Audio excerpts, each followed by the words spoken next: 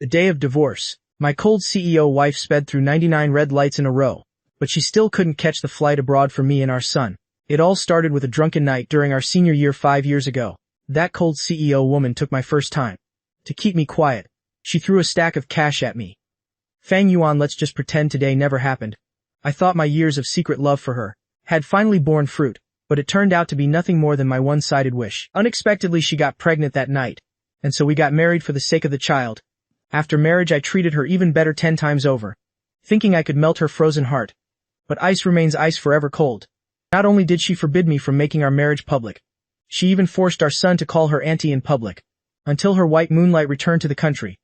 That day she stayed out all night for the first time. I knew it was time to withdraw from this ridiculous marriage, to let her be with the man of her dreams. So I tricked her into signing the divorce papers, and took my son on a plane to another country. From now on we go our separate ways. But when she returned home, and saw the vast empty house, with only the divorce agreement she signed herself left behind, she completely broke down. Even running 99 red lights couldn't stop me from leaving.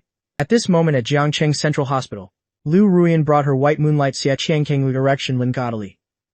Cheng Mugo next dire, Trumpers Tigering Nami. Xia Qiang is the newly appointed cardiologist. Please guide him well. I watched her professional and business-like demeanor. It's hard to believe the woman standing before me is the wife I've been secretly married to for 5 years. But thinking back to the email I received last night, I suppressed the pain in my heart and gave a soft reply. Sure. After showing Xia Chuang around the department, I walked into the director's office alone. Director, I'll be going to Harvard Medical School for further studies next month. This is my resignation letter. After submitting my resignation, I stepped out of the director's office and looked up to see Liu Ruyan in her white lab coat, hurrying towards me. My footsteps came to a sudden halt. I stood there dazed for a moment. Liu Ruyan is the youngest deputy chief of cardiology. Young, talented, and incredibly beautiful. Many people in the hospital harbor secret crushes on her. And I, as her junior, have loved her secretly for many years. At an alumni gathering 2 years after graduation, the two of us had a blurred night together, leading to an unexpected pregnancy with our son, Xiao Yu. So we had to get married. I thought that after marriage I could warm that cold heart. Nyung tang bung mai la tang bung. Liu Ruyan wouldn't let me go public with our marriage. In public she even made Xiao Yu call her auntie. When I saw her just now I instinctively called out, Ruyan. But Liu Ruyan just furrowed her brows and spoke with a cold voice, Dr. Fang. That polite yet distant form of address seemed to be a reminder for me that we are currently on working hours, and we are nothing more than colleagues. My heart stung for a moment. I had intended to tell her about my resignation, but I saw her walking away in a hurry, brushing right past me, heading behind me. I turned around and saw Xia Qiang also in a white lab coat, holding a medical file and standing by the elevator. Smiling at her, I let out a self-deprecating smile. Xia Qiang was Liu Ruyan's university classmate. He went abroad for advanced studies after graduation. He finished his studies and joined this hospital 2 months ago. Back then the two of them were always seen as a pair. Liu Ruyan always showed an icy face to others, but she was only ever gentle with him. Even now, when she is already someone else's wife and mother, it's still the same. I saw Liu Ruyan saying something to Xia Qiang. Her brows relaxed, revealing a hint of tenderness. She even thoughtfully held the elevator door to let him go first. I lowered my head, swallowing the bitterness in my heart. Such a gentle and caring Liu Ruyan is someone I have never seen. If I can't warm her heart, then so be it. I will get a divorce and set her free. There are no surgeries scheduled for today. I'm finishing work on time. I'm heading to the preschool to pick up Xiao Yu. Daddy. When Xiao Yu saw me, his eyes lit up instantly. He ran toward me and jumped into my arms. You finished work so early today, Daddy. His smile was infectious. A smile played on my lips. Did you want to see Daddy that much? Xiao Yu nodded vigorously. Of course. I want you to pick me up this early every day. Looking into those clear eyes, my heart trembled slightly. The promise I wanted to make stayed trapped in my throat. In the end I could only ruffle his hair. I'll try my best to pick you up early every day, okay? Seeing Xiao Yu jumping with joy over a simple promise, my heart was filled with guilt. The loveless marriage between Liu Ruyan and me has also taken its toll on Xiao Yu, forcing him to suffer along with us. A moment later, my gaze became firm once again. Just 1 more month, and I'll take Xiao Yu away with me. From now on, I will give Xiao Yu all the love in the world, so he can grow up happy and healthy. As I took him back to the apartment complex, I ran into Xia Qiang and Liu Ruyan moving things in downstairs. Instinctively I wanted to avoid Xia Qiang, but he saw me first. He greeted me with a smile. Dr. Fang, do you live in this area too? It seems the place Ruyan helped me find is great. We're all staying here. I froze upon hearing that. I looked at Liu Ruyan, whose expression was completely indifferent. I could help but feel a pang of sorrow. I remembered when we were buying our marital home, Liu Ruyan found it too troublesome to look at houses. I was the only one who went house hunting, running all over the city, before deciding on this complex. Now that Xia Chuang is renting a place, she doesn't find it troublesome at all, and takes care of everything herself. I gave a polite smile, and prepared to lead Xiao Yu away. Xia Chuang looked at Xiao Yu, and spoke up in surprise. Doctor, Fang is a year younger than me. I didn't expect your child to be this big already. He smiled and ruffled Xiao Wu's hair. I wonder what the child's mother does for a living. He only asked casually, but it made Liu Ruyan tense up. Her gaze towards me was heavy, seemingly carrying a hint of a warning. I looked straight into her eyes, my heart suddenly skipped a painful beat. I remained silent for a moment. A second later I smiled at Xia Chang and said slowly, "She's a doctor just like you, Dr. Xia, in the cardiology department." Liu Ruyan furrowed her brows almost imperceptibly, before returning to normal instantly, but I didn't miss the gloom that flickered in her eyes. My heart felt stifled. Is Liu Ruyan that afraid? Afraid of Xia Chang knowing she's married with a child? In the past I might have wanted the whole world to know about the relationship between Liu Ruyan and me, but now that I've decided to leave this relationship, no longer needs to be exposed. So looking into Xia Chang's surprised eyes, I added another sentence. Xiao Wu's mother works in another province, and rarely comes home. Xia Chang nodded. The surprise in his eyes vanished. He smiled and said, "What a coincidence." Then he leaned down to greet Xiao Yu. "Hello Xiao Yu, I am your uncle." Before he could finish his sentence, Liu Ruyan timely interrupted him. "The movers have finished with the furniture. We should go up and take a look." I knew she was afraid that Xiao Yu or I would accidentally let something slip. That's why she wanted to take Xiao Chang away first. Looking at Xiao Wu's innocent face, a wave of sorrow washed over me. But I could only suppress that discomfort, and held Xiao Wu's hand tightly. "Then I'll leave you to it, we won't bother you anymore." After saying that I turned and led Xiao Yu away. That evening while Xiao Yu was sound asleep, I was still waiting for Liu Ruyan to return. I stared at the divorce papers on the table. My emotions were a chaotic mess. But there wasn't a single shred of regret. This marriage was a mistake from that blurred night. Divorcing now is a timely stop to it all. While I was lost in thought, the sound of the door opening echoed. Liu Ruyan walked into the living room. Her beautiful face was illuminated by the light from her phone screen.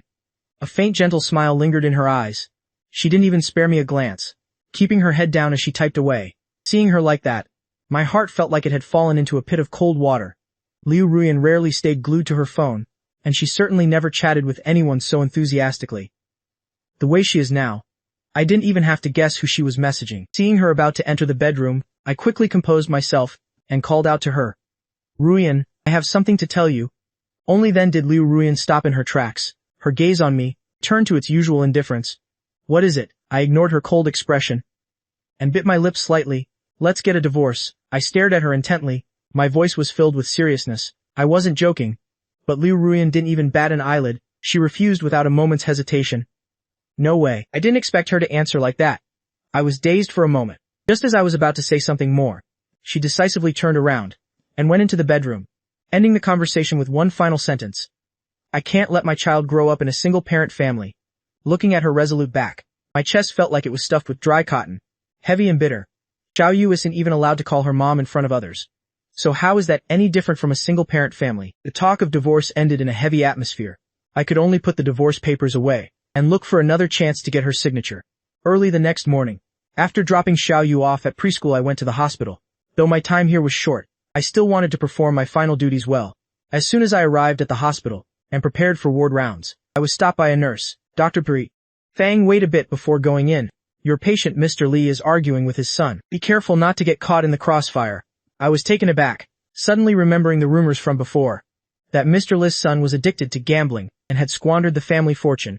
Now he even wanted to steal his father's medical funds. Every time his son came, Mr. Lee would pass out from rage, and since he was quite elderly, suffering from high blood pressure and coronary heart disease, he couldn't afford to be agitated. Concerned, I decided I would go and intervene. As soon as I reached the hospital room door, I heard the sound of something breaking. I was startled and horrified.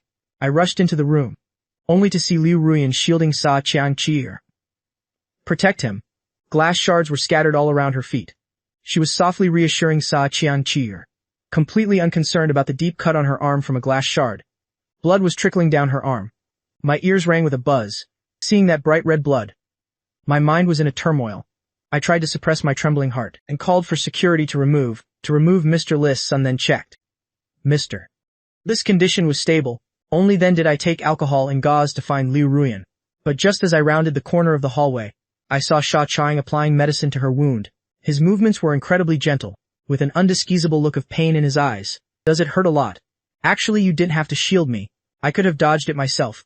But Liu Ruyan shook her head. It's okay. As long as you're not hurt, that's all that matters. My footsteps came to a halt. Looking at the warm scene between the two of them, my heart felt like it was being squeezed by someone. A wave of bitterness flooded my chest. I truly am the redundant one here. I suppressed the bitterness in my heart, and was about to leave, when I heard the nurses nearby whispering, I've never seen Dr. Liu care about someone this much. It seems Dr. Xia holds a very special place in her heart. It would be so wonderful if Dr. Xia and Dr. Liu were together. They look so good together. The phrase good together reached my ears, piercing my heart like a sharp knife. I froze rooted to the spot. No one knows that Liu Ruyan is my wife. Instead, everyone is praising her as a good match for another man. My heart grew even more bitter. I was about to leave as if I hadn't heard anything, when a nurse saw me. She pulled me over and asked, Dr. Fang, you saw it too, didn't you? Saw what? Don't Dr. Liu and Dr. Xia look like a perfect match. Under everyone's gaze, my hands hidden in my sleeves clenched, and then relaxed.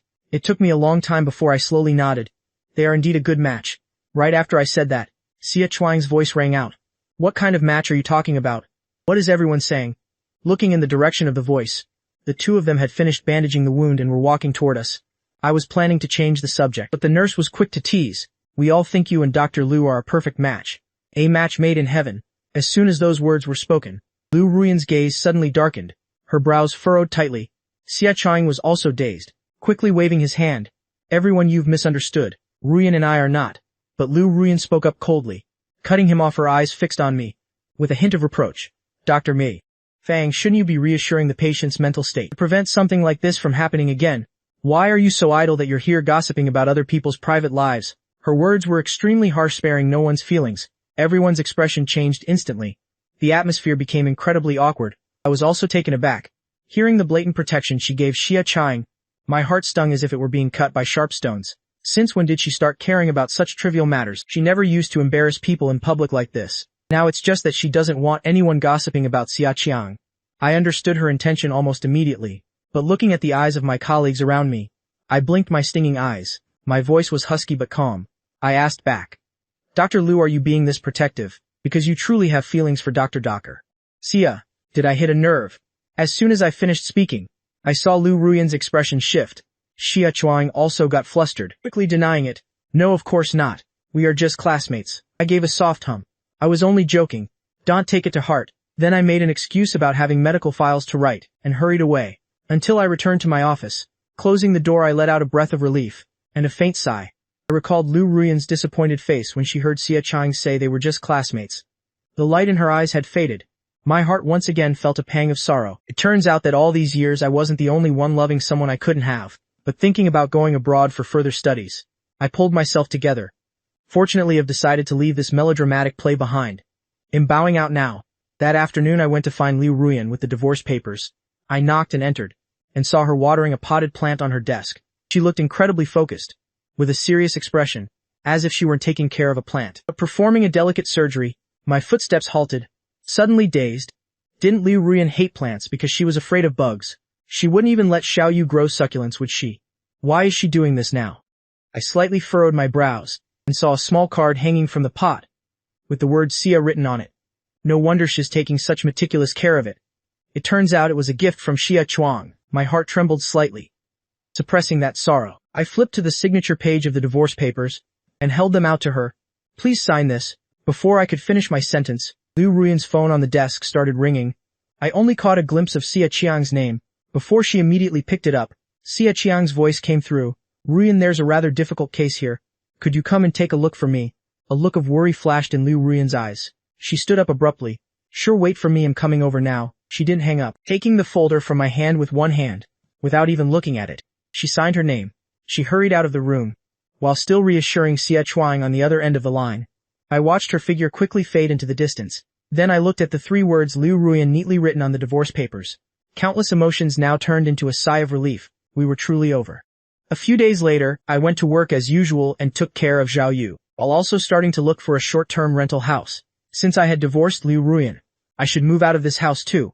just as I had finalized a house, and was preparing to move that day. Liu Ruyan suddenly knocked on my office door. Are you free right now? I was a bit puzzled.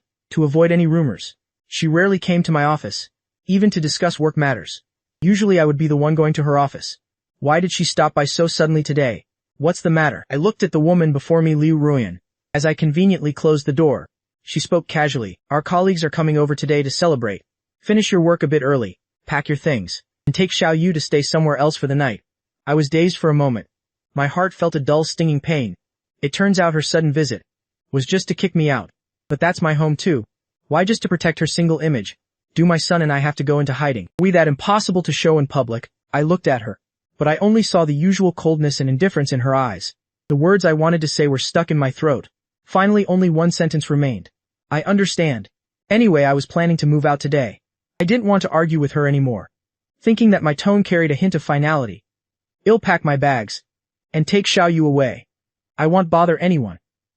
After saying that I didn't care about her anymore and continued looking down at the medical files, Liu Ruyan slightly furrowed her brows, feeling that something was off. She was about to say something, as if she wanted to ask something, but thinking that Xia Qiang was still waiting for her, she suppressed that strange feeling, gave a nod, and turned to leave. I finished work early that evening, and picked up Xiao Yu from preschool first. On the way I held his small hands. Xiao Yu, in a little while pack your things, okay? Then come and stay with daddy somewhere else. All right. Xiao Yu stopped in his tracks. The boy stood and looked at me for a long time, before suddenly asking, Daddy, are you and mommy getting a divorce? The question left me stunned. I knelt down and looked straight into his eyes. Why would you ask that, Xiao Yu? Xiao Yu spoke honestly. In my class, Yang Yang's daddy doesn't live with his mommy anymore. The teacher said that's called a divorce. The boy tilted his head and looked at me, blinking his clear eyes. Daddy, are you also divorcing mommy? Is that why you're taking me to stay somewhere else? I didn't expect a child to be so sensitive. My heart suddenly trembled. I hesitated for a long time, before carefully choosing my words to ask him. So if mom and dad get a divorce, will you be sad? Xiaobi's face scrunched up like a little bun, and the little guy nodded immediately without a second thought. Yes. My heart suddenly tightened, and a wave of guilt instantly flooded my chest. I only thought about my own need to leave, completely ignoring my son's feelings. Was I making a terrible mistake? Just as my mind began to waver, I heard Xiao Wu's innocent voice speak up again. Because if you get a divorce, you'll be very sad, Dad. If you aren't sad, then Xiao Yu won't be sad either. Those words were like warm spring sunshine, vanishing the guilt in my heart, and soothing my soul until my nose stung with tears. I couldn't help but pull Xiao Yu into a tight embrace, choking out the words, I won't be sad. As long as I have you by my side, I will never be sad again. Xiao Yu wrapped his tiny arms around me. I only need you, Dad. That woman won't even let me call her mom. I don't want her anymore. His words were a bit stubborn, but it wasn't hard to see the resentment Xiao Yu had been suppressing for so long. My heart ached with infinite pity, blaming myself for failing to fulfill my duties as a father all this time. But feeling his warm small body in my arms, and thinking about leaving this place in 10 days, my soul felt a momentary sense of relief. So I lifted Xiao Yu high into the air, wearing a radiant smile. Let's get our things packed. We're leaving that place for our own new home. Xiao Yu clung to my neck, nodding excitedly. To the new house. The two of us finished packing and moved into the newly rented apartment. Just as we set foot in our new home, I received a call from a colleague. Dr. Fang, everyone is gathered for a party at Dr. Lia's house today. Why aren't you here yet? It was incredibly noisy on the other end. I froze for a moment, and was just about to decline, when I heard He Chuang's playful voice in the background. Ruyan, I lost the game. Everyone's making me find someone to share a cross-cup drink with. Before he could even finish his sentence, Liu Ruyan's voice rang out with a sense of urgency. I'll drink with you. The cheering on the other end of the phone grew louder. While I stood there like a statue, unable to utter a single word for a long time, Liu Ruyan was so eager to agree to He Chuang's request for a cross-cup drink that she didn't even wait for him to finish speaking. Before rushing to answer, was she afraid he would find someone else to drink with? Or was it because of this cross-cup drink that she had been waiting for all these years? My mind was a tangled mess, until that colleague spoke up again. Dr. Fang, are you still there? I'll send you the address, okay? I finally snapped back to reality. My voice raspy. I have things to do at home, I can't make it. You all have a good time. With that I decisively hung up. The phone screen reflected my own face full of bitterness and sorrow. I let out a silent sigh. Liu Ruyan and He Chuang were having such a great time. Why should I go there just to be humiliated? The next day I went to work as usual. But I didn't expect to get stuck in traffic while taking Xiao Yu to school. I had to take a detour. so I arrived at the hospital a few minutes later than usual, just as I finished clocking in, and was about to change for the meeting. I happened to run into Liu Ruyan and He Chuang. Liu Ruyan saw me still in my street clothes, looking breathless and flustered. She instinctively furrowed her brow, her mouth opening to reproach me immediately. Why haven't you changed yet? It's bad enough you usually arrive at the last minute, but today is a major meeting, didn't you know to come early? Seeing her, the memory of last night filled me with resentment, so I only gave a perfunctory reply. Traffic while taking the kid to school. After saying that, I tried to push past to go change. But Liu Ruyan, seeing my indifferent attitude, frowned even more deeply. Her voice became ice cold. Children are no excuse. This is a problem with your time management skills. If you knew how to plan ahead a little better, you wouldn't have to be in such a rush.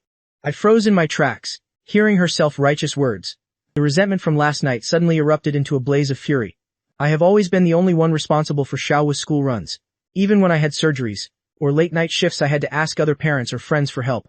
Liu Ruyan has never helped once, and yet now she has the nerve to criticize me. I clenched my fists, looking straight into Liu Ruyan's cold eyes, and asked her back, Dr. Liu, are you trying to teach me how to do my job? Besides, I'm not even late, and even if I were truly late, what business is it of yours, Dr. Liu? The moment I finished speaking, Liu Ruyan's face darkened to the extreme. The atmosphere suddenly became thick with tension. Seeing this, He Chuang quickly stepped in to mediate. He wore a gentle smile. Dr. Fang, Ruyan is only concerned about you, working so hard raising a child alone. That's why her words were a bit harsh. Don't take it to heart. I was already in a rage, and hearing that intimate way of addressing her only made me feel incredibly disgusted. I couldn't help but sneer sarcastically. Since you and Dr. Liu are so close, Dr. Why bother coming to my cardiology department? You might as well just transfer to cardiovascular surgery already. With that, I didn't even spare them a glance, and decisively turned my back and left.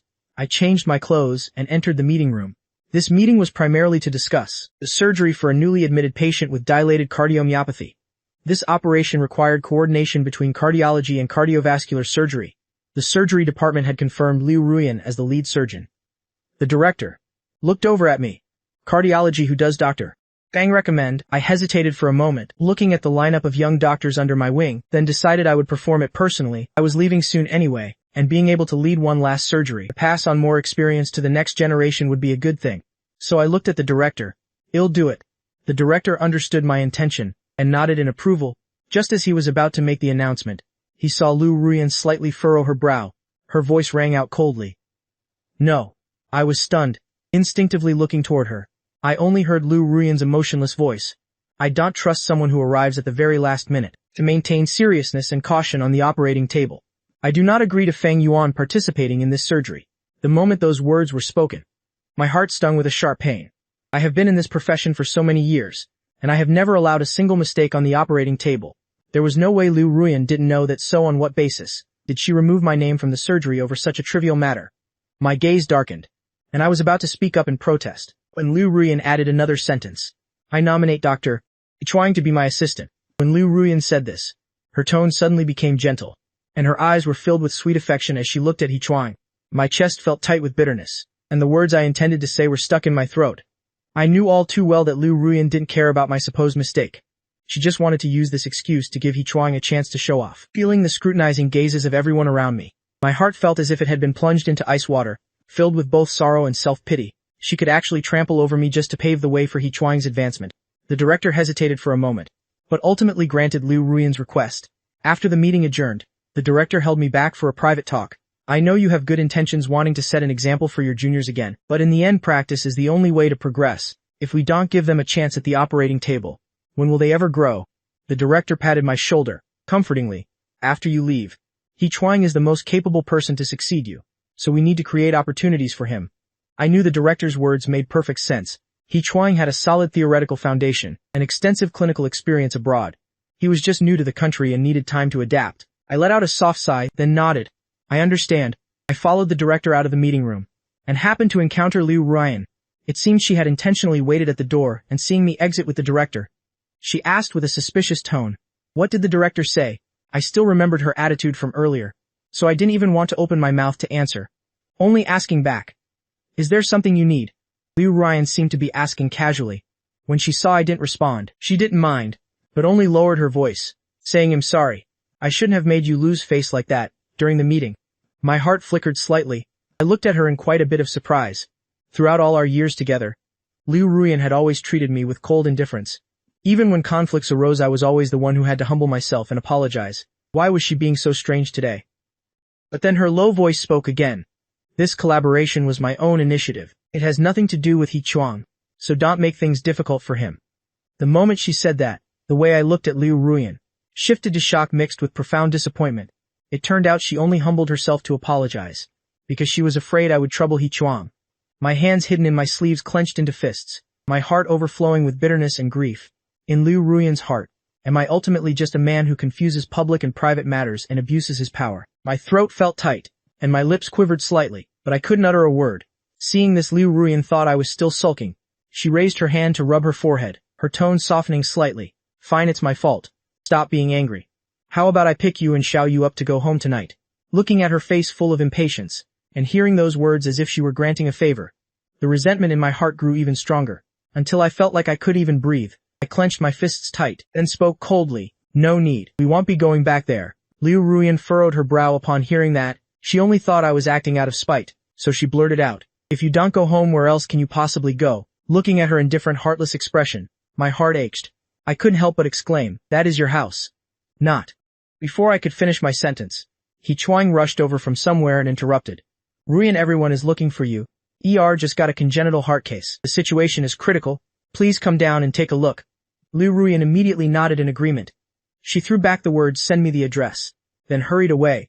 I watched her flustered figure retreat, and let out a soft sigh. I will never let Liu Ruyan know the new address. We are divorced. That is the private home of Xiao Yu and me. Completely unrelated to Liu Ruyan now. In the following days, the cardiovascular surgery department was insanely busy. Liu Ruyan seemed to be on call and sleeping at the hospital day and night, so she didn't mention picking us up again. It saved me the trouble of explaining. I continued to work and leave on time, shuttling Xiao Yu to school. Life was passing by very peacefully and comfortably, until there were only 10 days left before my official departure. While I was packing Xiao Yu's luggage, I suddenly realized my passport was still left at the old house. Coincidentally, it was a day off, so I took Xiao Yu back there to retrieve it. However, the moment I opened the door and walked in, I saw several pairs of unfamiliar men's shoes on the shoe rack, and a man's coat was hanging on the coat rack as well. My heart sank, a dark premonition washing over me. Just moments later, the bedroom door swung open, and He Chuang in his pajamas, and looking half asleep, walked out. Seeing the two of us at the door, he froze for a moment. Dr.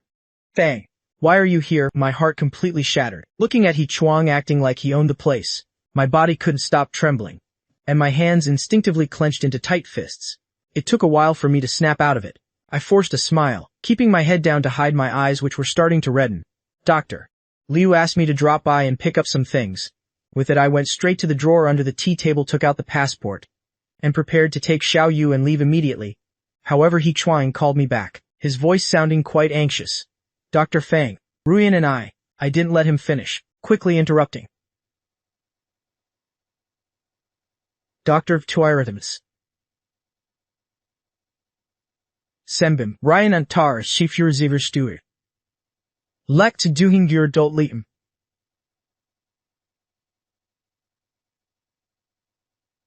Sickfully interrupting. Doctor says, Wanton, rest assured, I won't breathe a word about this at the hospital. After speaking, I felt like I was fleeing, as I rushed out the door. Only when I reached the ground floor did I dare to let out a breath of relief. No wonder Liu Ruyan hadn't made a single move to bring us home. It wasn't because she was too busy at the hospital and forgot, but because our departure was exactly what she wanted. My heart ached as if sliced by a knife, my hand instinctively gripping tight, until I gripped Xiao Yu so hard it hurt him, and he started to squirm. I finally came to my senses, hurriedly loosening my grip, then crouching down to apologize. I'm sorry. Xiao Yu, I was so lost in thought I didn't notice. I didn't mean to hurt you. Xiao Yu shook his head slightly, his wide eyes fixed on me. Dad, was that Uncle Mom's boyfriend? Will he be my new dad from now on? Hearing my son's innocent words, my heart suddenly flared with intense pain. I managed to force a faint smile. Xiao Yu, why would you think that? Xiao Yu lowered his head, looking aggrieved as he said, Doong's new mom lives in the same house as him and his dad, and she even picks him up after school sometimes. The little guy pouted and threw himself into my arms. I held him tight, Xiao Wu's voice trembling vulnerably. I don't want that, uncle. I only need you, Dad. His innocent words made my heart both ache and feel strangely warm. When I saw He Chuang earlier, My eyes only felt a bit watery. But now my tears were overflowing uncontrollably. My throat was tight and my voice trembled with every breath.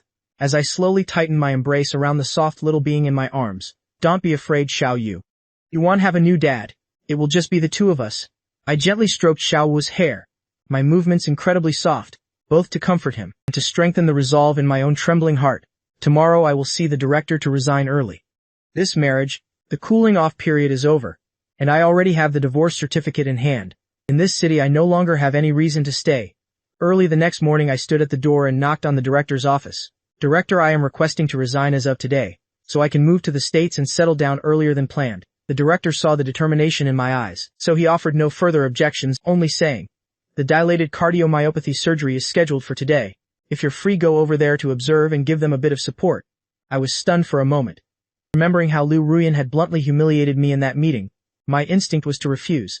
But then I thought this was He Chuang's first time as lead surgeon. To be honest, I still felt a bit uneasy.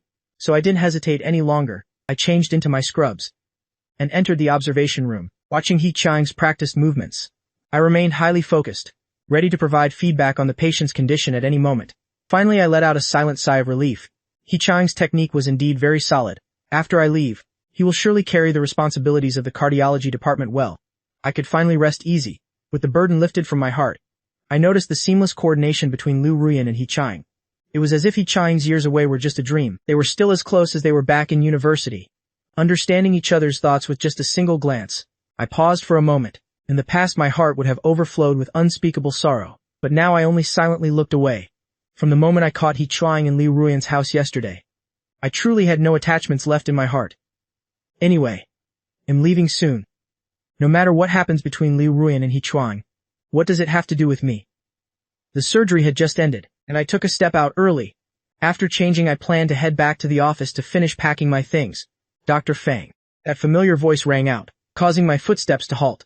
I turned my head and saw Liu Ruyan's tightly furrowed brows, as she asked in a low tone, "Did you go home yesterday?" Hearing her questioning tone, I found it absolutely ridiculous.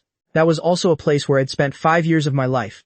Did I really have to ask her permission, just to go back and grab some things? I was truly too tired to bother arguing anymore. So I swallowed my sarcasm. I just gave a slight nod. Yeah, I went back to get some personal belongings. My indifferent aloof attitude made Liu Ruyan's brow furrow even more. A hint of suspicion seemed to arise within her. If it had been the old me seeing a strange man in my house, I would have surely been in a rage demanding an explanation. How could I be so strangely calm now? But she only hesitated for a moment before offering an explanation. He Chuang's place is having plumbing issues, so I told him to stay at our place for a few days. I looked deep into her shifting eyes, only feeling how incredibly false those words were. If he were just staying over, why wasn't he sleeping in the guest room, but instead comfortably ensconced in our master bedroom? I slightly lowered my eyelids and gave a faint smile. I was just about to speak, when He Chuang's urgent voice cut me off. Ruyan, the post-op review meeting is starting. Hurry up and come inside. Liu Ruyan's attention was immediately diverted. She nodded back to He Chuang, no longer caring about what I was going to say. Instead, she just issued an order.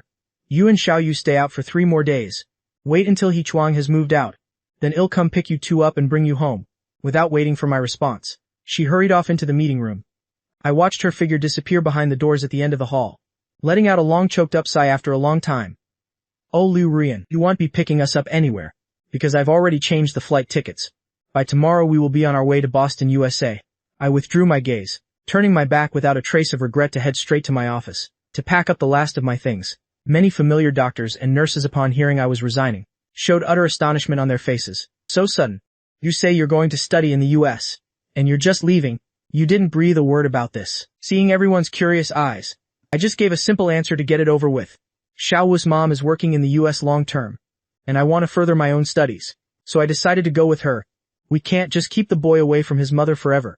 Everyone nodded in understanding, then said with regret, if it's for the child's future, then there's really no other way. I gave a slight smile, and proactively changed the subject. I'd like to give this succulent to the head nurse. When the work gets too stressful, looking at cute things like this will make you feel better. And these banners, just leave them hanging in the department. Let them be a reminder to future doctors to always remember their mission, and never fail the expectations of patients and their families. I distributed the items I could take with me to my colleagues one by one, until my gaze landed on the fountain pen on my desk, which I'd used for so long. I felt a rare moment of hesitation, because this was the only gift Liu Ruyan had ever given me. Liu Ruyan was naturally a cold and emotionless woman. She never cared about holidays, let alone our wedding anniversaries. This pen was given to me on the day I was officially hired at Zhangcheng Central Hospital. Liu Ruyan had given it to me, and for all these years I had cherished it like a treasure, keeping it with the utmost care. But now seeing that pen lying quietly on the desk, a wave of bitter sorrow rose within me. Without further hesitation, I decided to give the pen to the head nurse, asking her to personally deliver it to Liu Ruyan for me. Consider it the final parting gift I have for her, to thank her for our years of professional camaraderie. I wish her peace and success in everything from now on, and that all her wishes come true soon. After finishing my goodbyes to all my colleagues, I took Xiaoyu back home to pack our belongings, and didn't forget to call a courier to send the divorce papers straight to Liu Ruyan's house. Finishing all this, it was already late at night. Xiaoyu was fast asleep. As for me, I couldn't fall asleep for the longest time. I sat on the balcony looking into the silent night, scrolling through the messages between me and Liu Ruyan. I hadn't noticed before. Only now did I realize the chat was mostly me talking to myself. I let out a soft laugh. I didn't feel too sad, just paused for a moment, then resolutely deleted all of Liu Ruyan's contact information. A farewell needs to be thorough. Now I have no more lingering attachments. I can finally leave with peace of mind. When the bright dawn broke, I boarded the flight to America with Xiaoyu. Xiaoyu kept his eyes glued to the blue sky and white clouds outside the window. After watching for a long time, he turned back to ask his dad, "Are we in the sky, Daddy?" I smiled, looking at his innocent appearance. "That's right, we're flying to America to start a new life." Is Xiaoyu happy? The tiny little figure nodded without any hesitation. His eyes were sparkling with joy. "As long as I'm with Daddy, I'm happy." Looking at his pure smiling face, I couldn't help but pat his head. "Me too, as long as I'm with Xiaoyu, Daddy is the happiest." Just as I finished speaking, the plane pierced through the cloud layer. Brilliant sunlight immediately flooded the entire cabin. Feeling the warm embrace of the sun, my body felt as if it were filled with new strength. It seemed all confusion and pain ended at this very moment. The future would be a bright horizon. Meanwhile, Liu Ruyan had just left the operating table. Returning to her office, there were several missed calls on her phone. She hesitated for a moment, just as she was about to call back. Sha Qiang knocked on the door. "Ruyan, thank you for letting me stay over these past few days. The house was finished earlier than expected. I moved all my things out this noon. Finally, you don't have to sleep in the office anymore. You can go home and get a good night's sleep." He laughed brightly, taking out a succulent plant from behind his back, placing it on Liu Ruyan's desk. "A thank you gift for you." Liu Ruyan pursed her lips, instinctively about to refuse. But looking at that small delicate succulent, somehow she thought about whether Feng Yuan had ever told her that Xiaoyu really liked succulents. Liu Ruyan hesitated for a while. Eventually she accepted it, only saying, "I'll take this. Those potted plants you asked me to look after before. Can you take them back now?" As she spoke, she pointed to a few green plants that looked out of place in the office. Those were the plants Xia Qiang had almost killed, thinking she had taken an elective on plant protection in college. He had asked her to care for them. At that time she had flatly refused. "I'm a doctor who treats people, not a veterinarian or a botanist." As a result, after just one patient visit, several withered plants were already arranged in her room. Xia Qiang even hung a sign, writing, "Please, doctor, Liu, save them." She sighed. She had no choice but to agree, caring for them for nearly a whole month. Only then did she revive those dying plants. Xia Qiang looked at the plants that were full of life again. His eyes lit up. "Ruyan, I really didn't misjudge you." He smiled and gave a thumbs up. "Doctor, Liu really has a golden touch." A merciful doctor saying that he carefully picked up the plants, then turned to leave the office. Before leaving, he suddenly remembered something, turning back to say, "Oh right, a package arrived this morning. I signed for it for you, it's on the coffee table." Liu Ruyan immediately thought of the missed calls earlier, so it was the delivery person. But the next second she frowned. She hadn't bought anything recently, and all the household items were bought by me. The registered phone number was also mine. Why would they call her phone? Liu Ruyan was a bit puzzled. It happened to be time to get off work.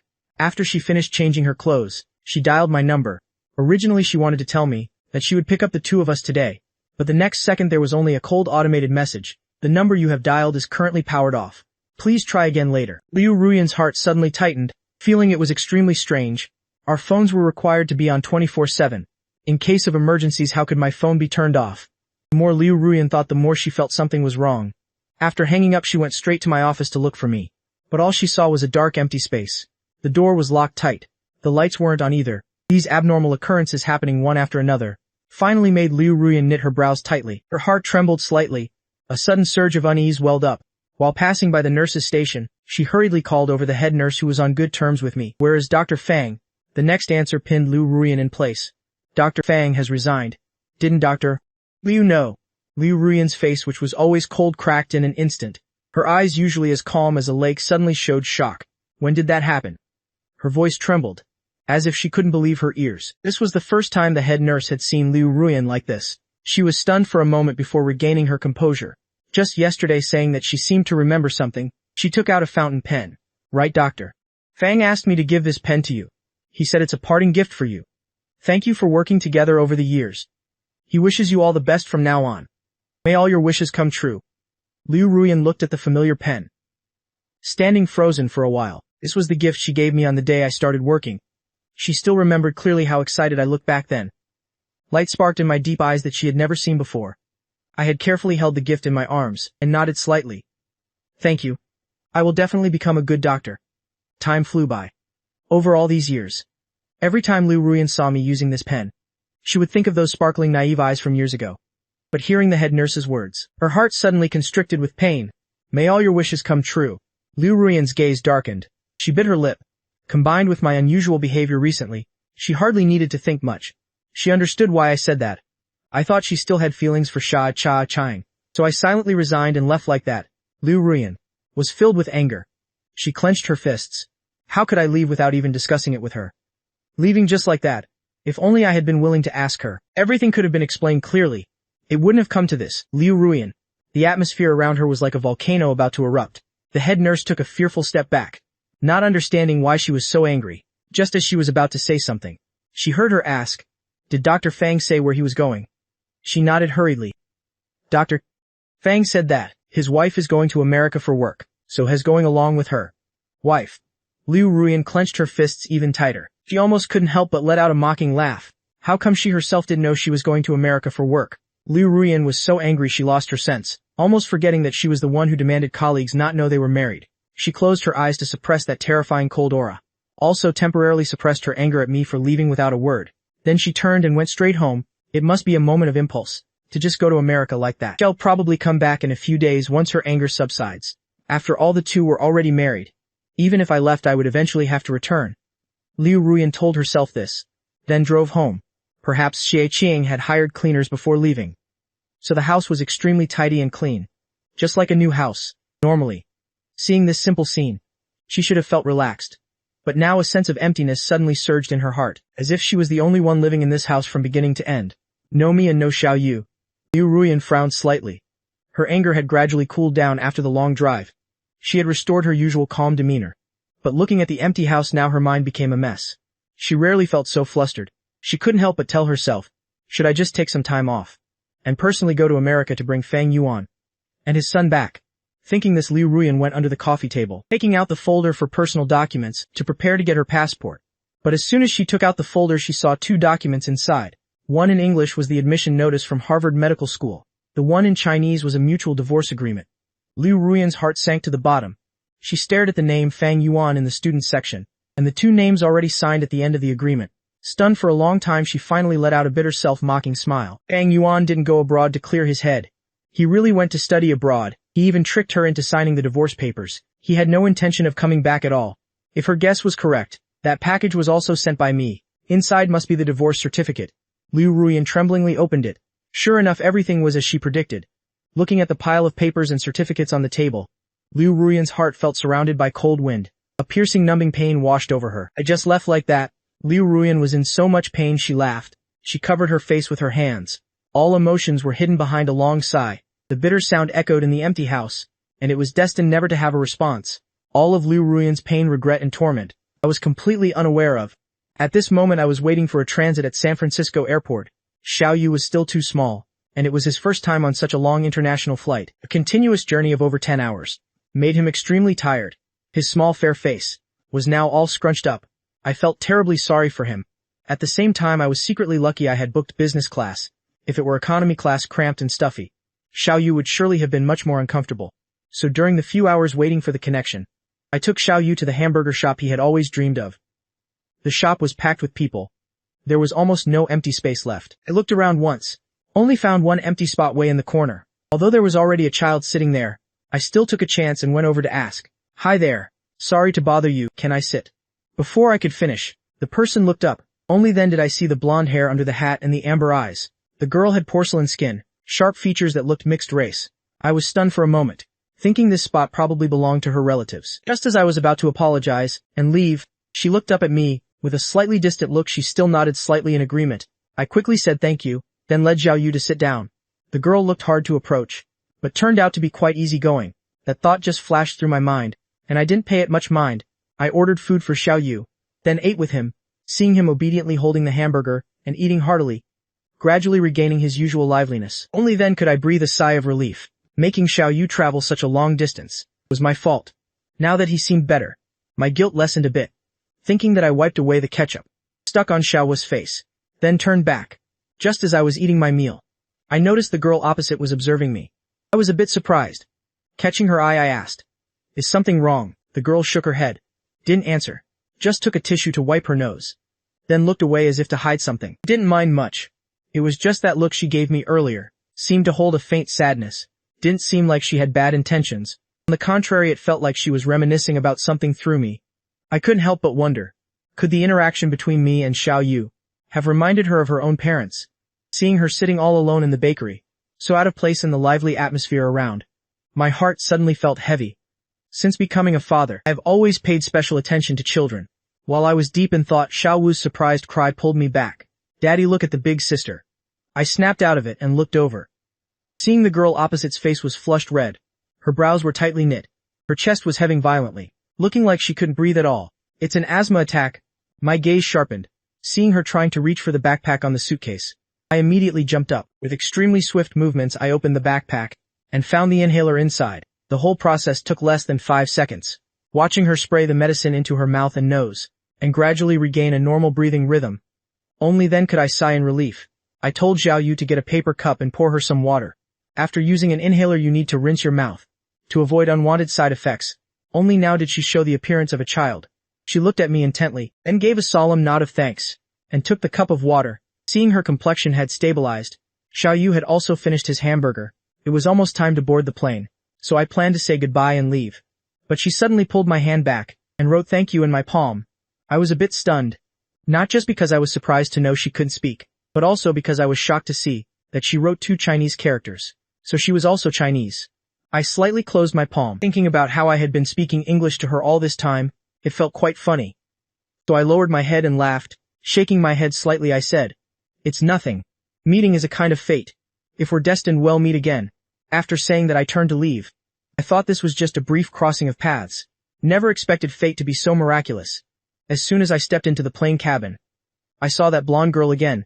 The airline staff had asked for my opinion during check-in, saying the passenger sitting next to me was an unaccompanied minor, and asked if I could accept that seat. If I found it bothersome, they would arrange to change my seat. I had just shaken my head and said I didn't mind. Then the next second I saw the blonde girl enter the cabin. Seeing me, her eyes lit up a bit. She nodded slightly to me as a greeting. Then, under the flight attendant's guidance, she sat down right in the seat next to me. I also chuckled to myself, thinking what a coincidence it was. We were just sitting at the same table. Never thought we'd be neighbors on the flight.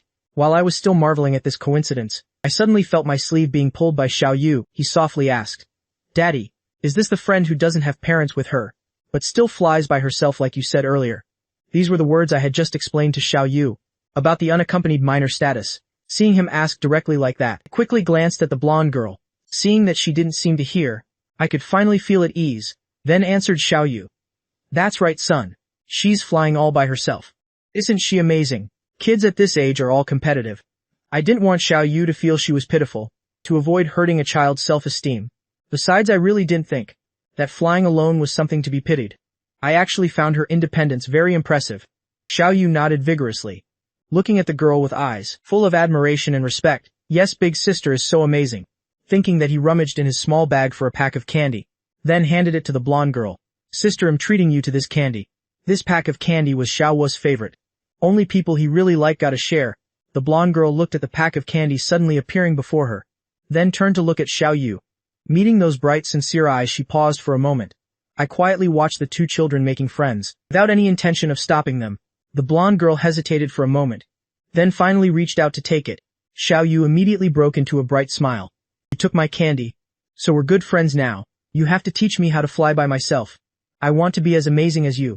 Hearing Xiao Yu say that, she seemed a bit shy and lowered her eyelashes. Xiao Yu was about to say more, but I was afraid his enthusiasm would bother her. So I quickly stopped him. The plane is about to take off. Sit properly now. A few hours of flight passed quickly. I wasn't just keeping an eye on Xiao Yu, but also took some effort to look after the blonde girl. That girl was really well behaved.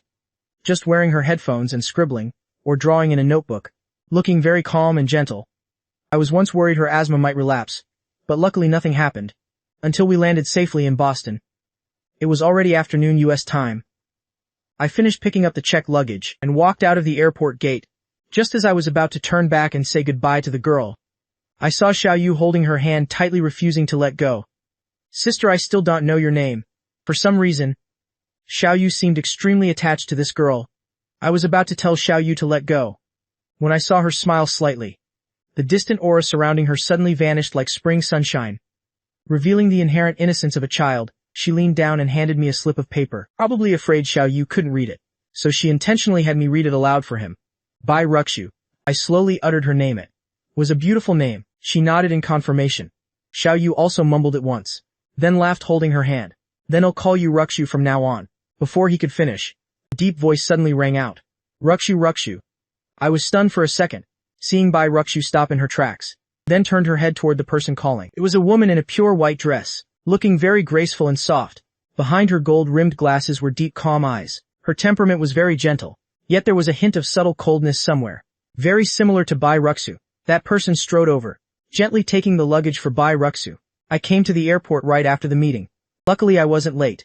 Bai Ruxu looked at the woman, showing a childish playfulness, then nodded slightly. Looking at the similar faces and temperaments of the two, I thought she was Bai Ruxu's mother, so I also nodded and greeted her with peace of mind. Then led Xiao Yu to say goodbye to Bai Ruxu. Your family is here to pick you up. Say goodbye to sister son. Xiao Yu pursed his lips. His eyes showed clear reluctance to part.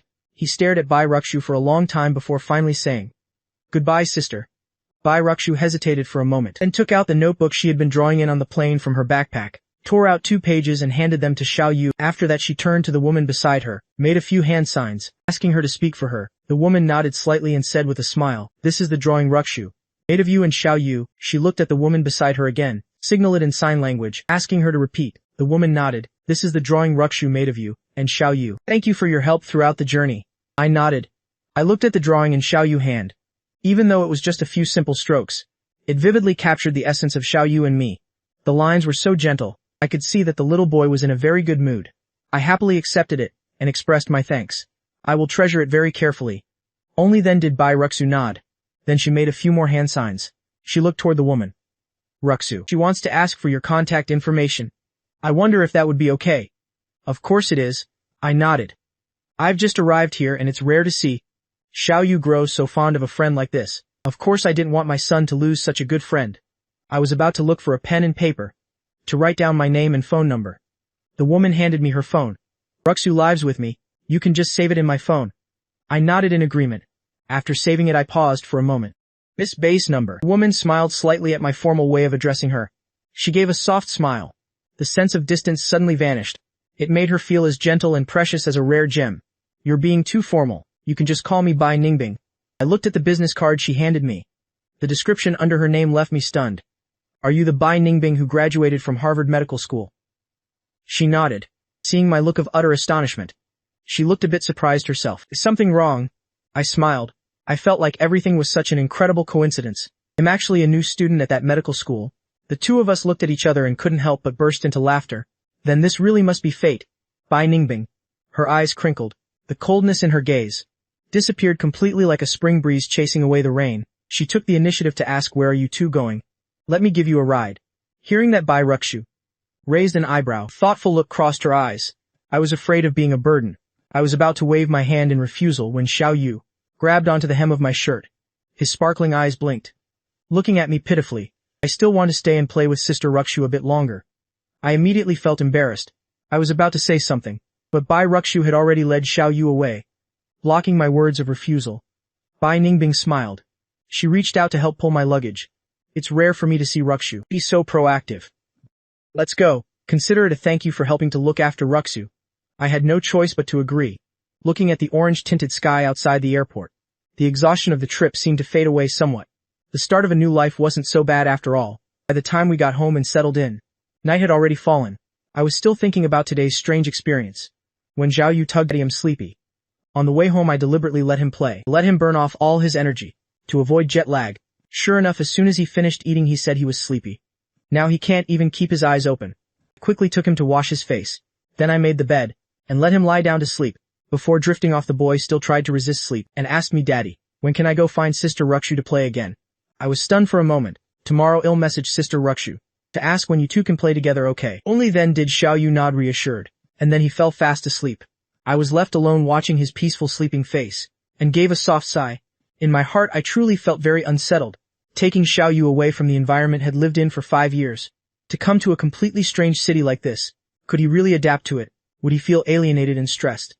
But looking at him throughout the trip, even though he was a bit tired, he never showed any signs of impatience or fear. He even took the initiative to make a new friend. My anxious heart finally relaxed just a little bit. I gently pulled the blanket back over Xiao Yu. "Don't worry, Xiao Yu. Daddy will definitely take very good care of you." While I was lost in thought, my phone suddenly lit up. It was a call from Liu Ruyan. Only 2 days had passed, but now seeing this name, it felt like it was from a century ago. It felt a bit foreign. My heart sank. I decisively hung up, and then I blacklisted her, having decided to make a clean break from the past. I shouldn't let her disturb my mind any longer. The following days passed as calmly and peacefully as flowing water. Xiao Yu and I lived in the small house my parents bought when they had once traveled to America. Although the furniture was a bit old, it was convenient. Very close to the school where I studied, and also very close to Bai Ningbing's house, just 2 blocks away. Since that parting at the airport, because of the close relationship between the two children, we also interacted with each other more frequently. I was very worried about Xiao Yu language issues. Even though he attended a bilingual kindergarten back home, I still had some concerns that he wouldn't be able to integrate. It was Bai Ningbing who proactively suggested Xiao Yu come to her house to study. It was also from then that I learned that Bai Rukshu wasn't born unable to speak, but it was due to psychological trauma, so she refused to speak for a long time. Bai Ningbing said it was rare to see Rukshu like being close to someone like that, so just let Xiao Yu come and learn English with her. As long as Xiao Yu came to play with Rukshu more often, of course I had no reason to refuse. I'd been enrolled in school for half a month, busy from dawn until dusk every single day. Without Bai Ningbing I wouldn't have known how to manage caring for Xiao Yu. Sometimes when I even came home late, Bai Ningbing would even bring Xiao Yu to wait for me at the base of the lecture hall. Like right now, I just finished class, stepped out of the lecture hall, and a little bean of a boy rushed over to hug my leg. "Daddy." Xiao Yu seems to have grown a little bit, is even wearing a fluffy fur hat, with 2 cute little puppy ears. He looks just like a little Samoyed puppy. If he had a tail too, he'd probably wag it so much he'd fly away. "I'm here to pick you up. Daddy's out of class." I looked at the eyes sparkling with excitement of my son. I couldn't help but burst into laughter. "You've been clinging to Auntie Bai again, haven't you?" Xiao Yu's eyes were mischievous. He chuckled, then said coquettishly, "Auntie Bai said it's fine. So that's why I came." I gently pinched the tip of his nose, then turned to look at Bai Ningbing standing nearby. "I'm troubling you too much, Professor Bai." Bai Ningbing's eyes crinkled gently. She smiled and shook her head to signal. "It's nothing at all." She only said, "Let's go home. We can pick up Rukshu after school on the way." I nodded. I took Xiao Yu's hand and walked side by side with her. "I've already bought the beef. That borscht soup I made last time. Rukshu really loved it. I'll make it again today, okay?" Xiao Yu interrupted. "What about me? What about me? I want to eat egg tarts." Bai Ningbing patted the little boy's head. "Auntie already bought them. I'll bake them for you when we get home, okay?" Xiao Yu cheered and jumped for joy. Looking at Xiao Yu's lively appearance, I smiled from the bottom of my heart. Leaving that suffocating atmosphere back home, Xiao Yu had become so much more joyful and radiant. I felt a strange warmth in my heart. I felt that these days were truly happy. Then suddenly I heard a low call familiar to the very marrow of my bones. "Fuang Vien." I didn't expect that when I met Liu Ruyan again, it would be in a situation like this. Liu Ruyan was standing in the distance. She looked visibly thinner, like a cold patch of snow in the middle of winter, suddenly drifting into my life without warning. I was stunned for a long time before I came to my senses. Instinctively I looked down at Xiao Yu. His smile from a moment ago had frozen. His fair little face was now pale. Xiao Yu's clenched hands reminded me that he was very afraid. My heart sank. A look of annoyance crossed my eyes as I looked at Liu Ruyan. "What are you doing here? The divorce is already done. You and He Chuan can be together in peace now. Why do you keep showing up in front of me? And you didn't even bother to say a word. You scared Xiao Yu." Liu Ruyan heard my questioning words, but she didn't react at all. It wasn't that she didn't react, but her entire attention was captured by me and Bai Ningbing standing next to me. "You came without saying a single word. to this distant America. Am I not allowed to come find you? Liu Ruyan's hand hidden in her sleeve was clenching tightly. Her gloomy gaze fell upon Bai Ningbing, refusing to look away. Wave only just divorced, and you've already rushed to find a new mother for Xiao Yu. Or did you demand a divorce from me? Because of this woman. The fact that I brought Xiao Yu to America. And yet she didn't know. Liu Ruyan's heart was filled with angry thoughts. I only found her words to be ridiculous and irrational. We are divorced. Where I go no longer has anything to do with you. After speaking, I picked up Xiao Yu intending to leave. Bai Ningbing also followed quietly behind, leaving there together with the father and son. But Liu Ruyan reached out to hold me back. The word divorce seemed to have touched a forbidden zone for her. Her calm exterior could no longer be maintained. Her voice began to choke up. I never agreed to the divorce. It was because of you. She didn't finish her sentence. I interrupted her without any hesitation. The agreement is signed. The divorce papers have been received. Whether you agree or not no longer matters. Liu Ruyan's heart trembled. She found it hard to believe. The tolerant husband from before. Why had he become so cold and heartless now? I didn't care at all about what she thought. I was about to shake off her hand, but Liu Ruyan used all her strength to hold on. Since I was carrying my son, I could easily use much force. For a moment I couldn't break free. Let me go. Started to feel angry. I felt Xiao Yu trembling in fear in my arms. I was desperate to find a safe place to reassure my son. However, Liu Ruyan adamantly refused to let go. Her gaze was dark. Her hand gripped me like an iron pincer. I have something to say to you. Liu Ruyan only got halfway through her sentence when Xiao Yu lunged forward and bit her wrist hard. The boy bit without any mercy. Caught off guard, Liu Ruyan cried out in pain involuntarily and hurriedly let go. A row of red teeth marks was left on her wrist. Let go of my daddy. I didn't know if it was out of anger or fear, but his small body trembled violently in my arms. His eyes were rimmed with red. He stared intensely at Liu Ruyan, tears on the verge of falling. You wouldn't let me call you mother. And you even wanted to find a new daddy. Making my daddy so miserable. You don't deserve to be my mother. The innocent childish voice rang out, leaving both me and Liu Ruyan stunned. I thought I had hidden my pain very well.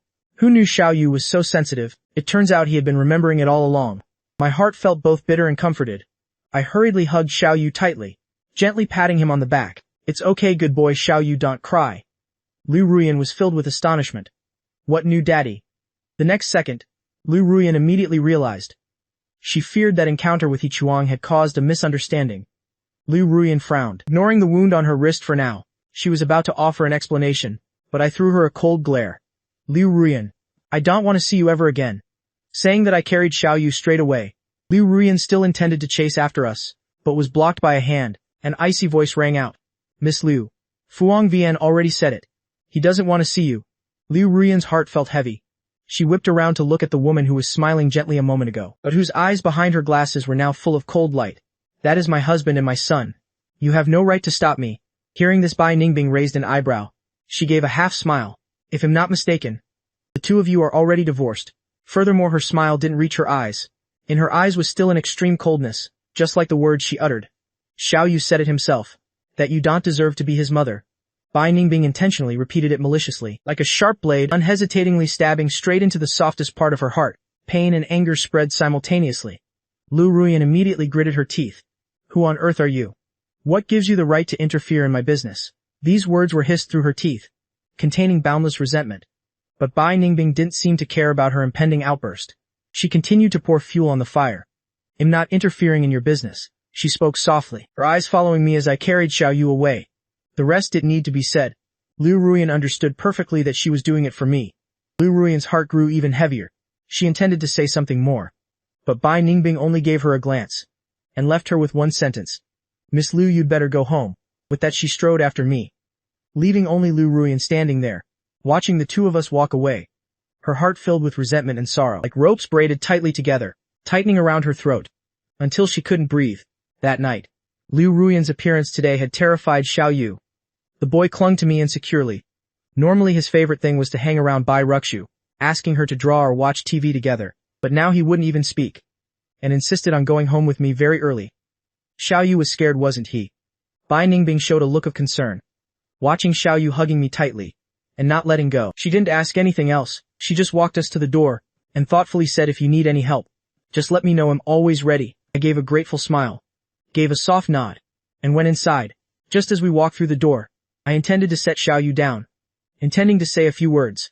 But Xiao Yu wouldn't let me leave. He just gripped my shirt tightly, saying absolutely nothing, only knowing how to stare at me with his wide glistening eyes. That gaze was so clear and sincere. It seemed that in his entire heart and mind, there was only me at this moment. Looking at him made my heart melt. Every word I intended to say got stuck in my throat before that earnest gaze. I couldn't bring myself to speak. I looked at Xiao Yu's insecure appearance. Even until today, Liu Ruiyan's appearance still had too great an impact on me. I know Xiao Yu is a sensible and early maturing child. Even though he knew early on that I was unhappy because of Liu Ruiyan, he always suppressed it, refusing to speak out. As long as he saw me happy, the boy was willing to endure any grievance. Realizing this, a sense of heartache rose within me.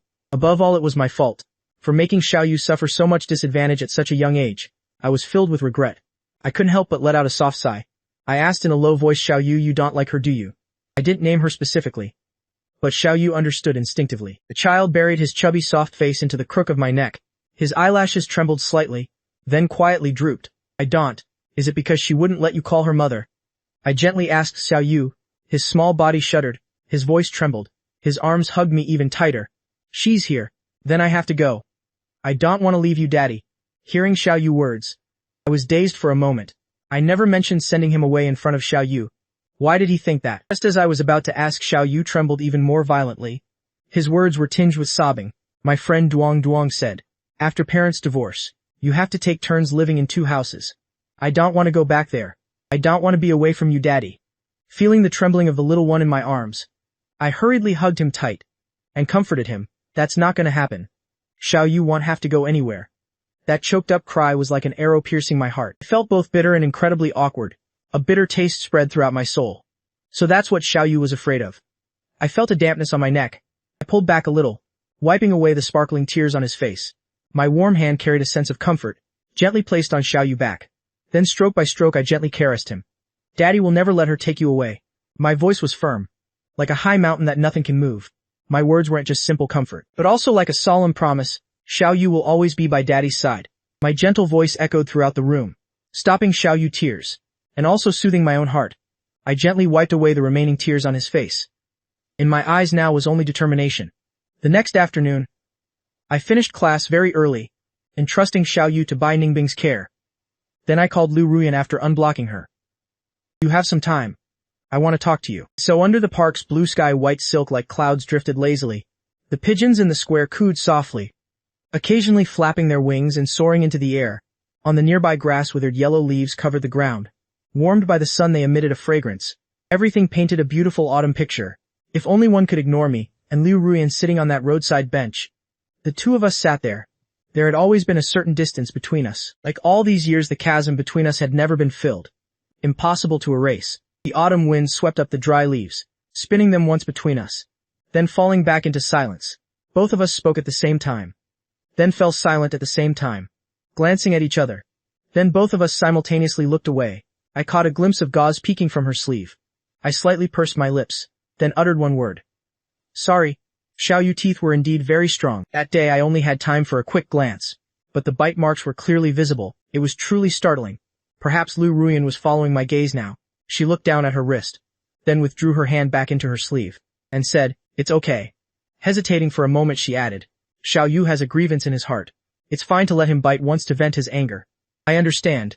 Hearing these words, looking at her indifferent bowed head, my emotions were truly mixed. On one hand, I was surprised that Liu Ruiyan had suddenly become so reasonable, suddenly offering an explanation. But on the other hand, my heart grew even colder. Liu Ruiyan indeed had no idea why Xiao Yu bit her. It wasn't because of anger. Xiao Yu bit you because he was afraid. I saw the doubt clearly reflected in Liu Ruiyan's eyes. The boy is terrified that you'll take him away, is afraid of having to live with a new father, afraid that he will never see me again. I explained everything to him clearly, but my words only made Liu Ruiyan furrow her brows. What new father? Liu Ruiyan's gaze darkened instantly. Xia Qiang and I are just colleagues. That time he was merely staying over as a guest. He moved out a long time ago, before she could finish her sentence. My cold laughter cut her off mid-sentence. Liu Ruiyan, I am not the one being intimidated here. You've harbored feelings for him all these years. Do you really think I was blind to it? My voice was thick with suppressed rage. As I spat those words out, I felt a surge of unease. I clenched my fists tightly. Only then did I slowly regain my composure. You married me in total secrecy. You forced Xiao Yu to call you auntie in public. Wasn't that all just to maintain your single image? Weren't you just waiting for him to return so you could chase him again? You even helped him rent a house and tended to his plants. You shared nuptial wine with him. You took the initiative to bring him into the operating room with you, and you even let him stay inside our home. The more I spoke, the more eerily calm my voice became. I looked directly at Liu Ruyan. My words were bone-chillingly cold, and then I asked her, "Can you honestly say you had no selfish intentions in all of this?" Liu Ruyan's brows had been knitted for a while now. Now they furrowed even tighter. When she met my icy distant gaze, she felt that those calm matter-of-fact statements were like sharp swords of condemnation piercing through her. She instinctively wanted to offer an explanation, but the words died in her throat, leaving her breathless. Liu Ruyan found it impossible to say without a shred of shame that she truly had no hidden feelings for him. After all, she really did love him once upon a time, and his departure had left her devastated for a very long time, but upon seeing him again those old feelings had vanished. Now Liu Ruyan's heart was occupied only by me. She yearned for the old me, gentle, passionate, and attentive. How I used to wait for her to come home. How I'd quietly prepare meals for her. How I'd help iron her clothes. How I'd remind her to take her vitamins on schedule. All those acts of devotion made her heart, once cold from that drunken night's resentment, feel warm again. She realized she had become far too reliant on my presence. If she only had a little more time she could. Liu Ruyan looked at me, pausing for a beat before finally speaking. It's true I cared for him a bit more than others, but that was only because he was an old classmate. I absolutely had no other intentions toward him. Everything is in the past now. I know the depth of your feelings for me. Why can't you just wait a little longer? Give me just a little more time. I will be able to love you back. Liu Ruyan had never felt such a sense of urgency. She desperately wanted to convey her feelings. She wanted me to understand her heart. But as her words faded away, only the lonely autumn wind swept past. Yellow leaves swirled through the hollow space between us. I observed the furrowed brow and the visible confusion in Liu Ruyan's eyes. A sudden sense of absurdity washed over me. Had it been before hearing Liu Ruyan apologize and express her love, my heart would have undoubtedly wavered. But now there wasn't even the slightest ripple. It was like watching a staged monologue from behind a screen. It failed to stir even a single emotion within me. Only one nagging question remained. On what grounds should I be expected to wait for you? I looked at the woman who was always as frigid as Liu Ruyan, now wearing an expression of pure shock and disbelief. I flashed a smile as radiant as the morning sun. I have already squandered 5 years of my life on you. Why on earth should I wait for you any longer? Liu Ruyan's heart skipped a beat in fear. She was used to being the one in control of our relationship, accustomed to her superior, untouchable stance, thinking that no matter what she did to me, I would always be there to accept it all willingly. But she forgot that even I have a breaking point. Liu Ruyan. I stood up and looked down at her, looking at Liu Ruyan's utterly defeated face. Our roles seemed to have completely reversed in this instant. The one who was now yearning for a tiny bit of warmth and affection was Liu Ruyan. Her heart grew heavy with a sudden weight. It felt as though everything had slipped from her grasp, leaving her feeling insecure and utterly helpless. In the next moment she only heard me say, "Your response has come far too late. I no longer have any need for your feelings." Those words were like an immediate death sentence. Liu Ruyan's eyes trembled with shock. She scrambled to her feet, trying to grab my hand, but before she could even brush against my clothes, I had already taken a step back. The chasm between us widened even further, like a canyon 10,000 miles wide. Liu Ruyan couldn't find the strength to bridge it. "Let's stop here, Liu Ruyan." I handed down my final judgment. "This is the best possible ending for both of us." Liu Ruyan still looked as if she had more to say, but without a moment's hesitation I turned and walked away. Panic-stricken, she called out my name with a tremble. "Fang Yuan, you can't do this to me." Seeing me pause, she finally seemed to regain some clarity, thinking of the fact that Xiao Yu was her child too, that the boy couldn't grow up without a mother. As soon as those words left her mouth, I looked her straight in the eye. My gaze was laced with cold mockery and disdain. It felt like a block of ice pressing against Liu Ruyan's heart. She was so mortified she wanted the ground to swallow her whole. Indeed, what right did she have to speak like that? Resenting me, forbidding Xiao Yu from calling her mother, it was she who had done all of that. Now overwhelming guilt and regret flooded her chest. The sun had long since hidden behind the thick clouds. The autumn breeze blew in, carrying a bone-chilling coldness. Dry leaves rustled as they fell to the ground, as if mocking Liu Ruyan's tragically late realization. She stared at me in a daze. As if all her strength had been sapped, she stumbled, barely able to remain upright. I could see the profound remorse shining in her eyes. The feeling in my own heart was hard to name.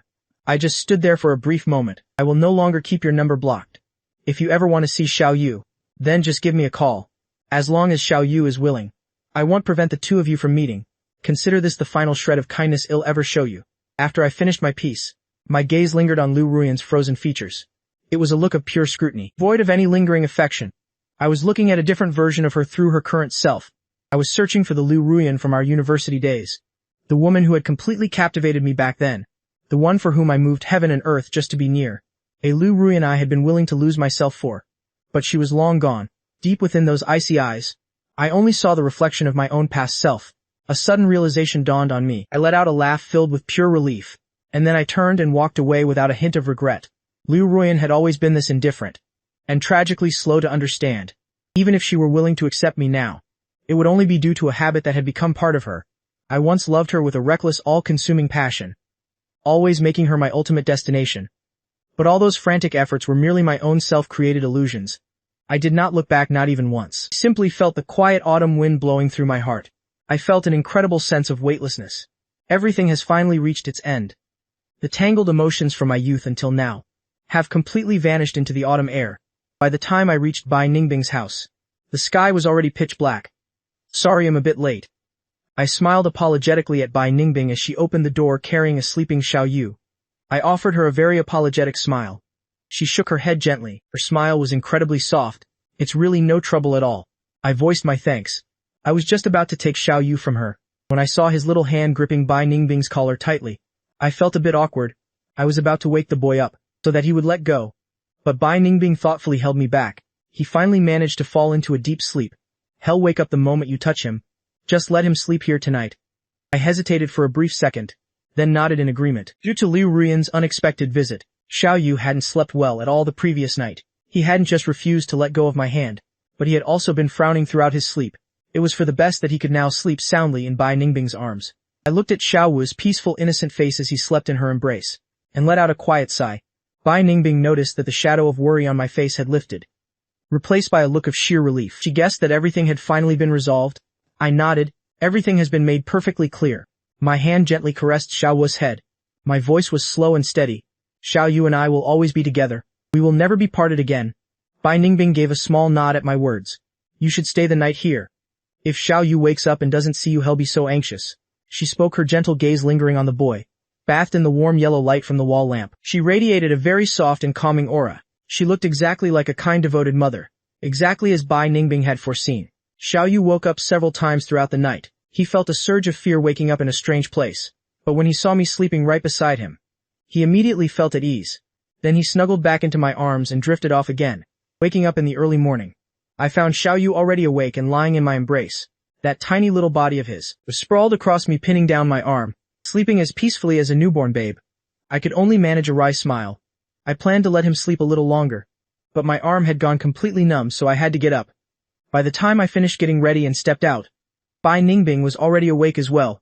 Good morning. Bai Ningbing poured a glass of milk for me. While I massaged my sore arm, I smiled back at her. Good morning. The milk is still quite warm. It made me daze for a brief moment. I've lived in America so long I almost forgot what it's like not to drink iced water. I said in a playful tone. I lifted the glass. Taking a sip, the warmth of the milk spread through me. It felt like all the exhaustion was being washed away. Hearing my comment, Bai Ningbing simply gave a soft smile. Her gaze drifted to my other arm. Is your arm bothering you? She adjusted her glasses and asked with genuine concern. I was surprised by how incredibly observant she was, so I didn't try to hide it. I gave a slight nod. It's just a bit numb from being slept on all night. I answered her casually, acting as if it were no big deal. I haven't exercised in a while. The numbness is just because the blood wasn't flowing right. It'll be back to normal if I just give it a moment. With that thought, I set my glass down, intending to go to the kitchen to make breakfast for the kids. But as I turned to leave, Bai Ningbing caught my wrist. I looked back at her completely puzzled. What's wrong? Bai Ningbing didn't say a word. She just looked me in the eyes, then placed her fingertips gently against my arm. Her fingertips felt slightly cool against my skin. It seemed as if she was only giving me a light massage, but every press hit the exact spot that was numb and aching. My instinct was to pull away from her, but she was quick to hold me steady. Her voice was soft and gentle, yet it carried an undeniable authority. Don't move. We were standing incredibly close. Her quiet command felt like it was whispered right into my ear. I was momentarily frozen. My entire body felt as if it had been put on hold, paralyzed right where I stood. I was about to say something else, when Bai Ningbing applied more pressure. A little massage will help the blood circulate much better. I watched her as she focused intently on my arm. She looked as serious as if she were performing a complex experiment. I could only follow her lead in silence. The prickly pins and needles sensation slowly faded away. I could feel every single movement of Bai Ningbing's hands. Her cool fingertips pressed into the pressure points along my arm, while her warm palms periodically pressed against my skin to knead the muscles. This technique certainly got the blood moving again. I could argue with the results. Otherwise I'd have no way to explain why the tips of my ears were suddenly burning red. Seeing how focused Bai Ningbing was, I felt I had to speak up to break the tension. Okay, I'm all good now. Bai Ningbing gave a nod and released her hold on me, but she didn't forget to offer a warning. Next time don't let Xiao Yu use your arm as a pillow all night. If your arm goes completely numb, it'll be incredibly painful. I looked down and nodded. The two of us were about to head to the kitchen for the kids' breakfast. Just as I glanced toward the living area, I saw Bai Ruxu standing right across from us, framed by her bright blonde hair. Her eyes were as still and expressionless as paper. She was just staring intently at the both of us. I had no idea how long she had been watching. For some reason a wave of awkwardness hit me, even though we hadn't done anything improper. But Bai Ningbing and I had definitely been standing very close. I was worried Bai Ruxu might get the wrong idea. My instinct was to try and explain ourselves, but Bai Ningbing spoke up before I could. Ruxu, go wake Xiao Yu up for me, okay? Bai Ruxu's face remained as calm and unreadable as ever. The little girl simply nodded and made her way toward the living room. I still felt a lingering sense of unease. I turned to look at Bai Ningbing. Shouldn't we explain things to Ruxu? I'm afraid she might misunderstand. You know, Bai Ningbing didn't seem to follow. I started to feel a bit frantic. She saw her mother standing so close to a man. What if she starts imagining things? The moment the words left my lips, Bai Ningbing suddenly frowned, something I rarely saw her do. She looked completely bewildered. When did I ever say I was Ruxu's mother? It wasn't until breakfast was long finished that I finally snapped out of my absolute shock. It turned out Bai Ningbing was actually Bai Ruxu's aunt. The reason Bai Ruxu refused to speak was because she had witnessed her parents and brother die in a fire. The girl was suffering from post-traumatic stress disorder and had been unable to speak ever since. Everything finally clicked for me. Even though we'd known each other for a while, I had never explicitly asked about their relationship. I had just assumed they were mother and daughter. I even felt a deep sympathy for her, thinking she was a struggling single mother. So I had carefully avoided ever mentioning her husband. As it turned out, I had just been living in my own imagination. Thinking back on it, I realized how incredibly foolish I had been. I couldn't help but let out a small chuckle. Right now I was walking back home. Bai Ningbing was taking Bai Ruxu to her art lesson. Since we were going the same way, the four of us were walking together. Noticing my smile, she asked me curiously, "What are you smiling about?" I just shook my head, brushing aside my previous thoughts, and watched the two children skateboarding and playing ahead of us. I made a casual remark, "Look at them, they're having so much fun together." Bai Ruxu skated a few laps, then turned back to look at Xiao Yu. Xiao Yu's eyes were sparkling with eagerness. He followed her every move, then quickly ran to catch up with her. "I want to skate too. Teach me, sis." Bai Ruxu helped him find his balance on the board. Once he was standing steadily, she gave him a very gentle push, letting the skateboard glide forward on its own. Xiao Yu had no idea that she was the one moving him. He thought he was actually skating all by himself, and he began to clap and cheer with pure joy, finding the whole experience absolutely thrilling. Seeing them like that truly warmed my heart. Bai Ningbing's gaze followed mine. When she saw the vibrant energy in Bai Ruxu, her expression became incredibly tender. At her own brother's funeral, she had first met Bai Ruxu. Back then the girl was gaunt and completely withdrawn. She had seemed like a hollow, lifeless shell. She had just stared blankly as people passed her by. Her face showed absolutely no sign of emotion. She had asked Ruxu if she wanted to go to America with her. It had taken a long time for the girl to even react. She had only given a slight shake of her head. That was the first moment Bai Ningbing saw any change in her. A flicker of emotion during that somber funeral. That child with the empty expression had looked up at the portrait on the altar, and tears had begun to fall silently and uncontrollably. Bai Ningbing's heart had ached for her. She let out a quiet sigh, and reached out to wipe the tears from the girl's cheeks. She knew Ruxu's heart was still too heavy, so she hadn't forced the girl to leave right away. Instead she let paternal relatives look after her for a while. No matter how swamped she was with work, she had flown back every single month to visit. Until this past month, because the relatives' family had just welcomed twins, they no longer had the capacity to care for her. Bai Ningbing immediately arranged for Ruxu to come to America. But since she couldn't make the trip herself, and the relatives couldn't accompany the girl either, and she didn't want to over-rely on anyone else, the little girl had to travel as an unaccompanied minor. And by some miracle she ended up on the same flight as Xiao Yu and me. Bai Ningbing watched Ruxu playing so happily with Xiao Yu. A faint smile graced her lips. She had been so afraid that Ruxu would have no one to play with, and would be lonely living with someone as isolated as her. But now those fears had finally been laid to rest. She pulled herself back from her reflections, and noticed the two children had finished their play. "We're at my house now." Bai Ruxu. Clutching her skateboard with one hand, she waved goodbye to Xiao Yu with the other. Bai Ningbing also bid me farewell. Xiao Yu and I had only just stepped inside our home, before we could even take our coats off. There was a sudden knock at the door. Xiao Yu immediately dashed toward the door. It must be Sis Rukshu. She misses me already. I'll get it, let me get it. Seeing how excited he was, I couldn't help but find it amusing. I quickly stopped him.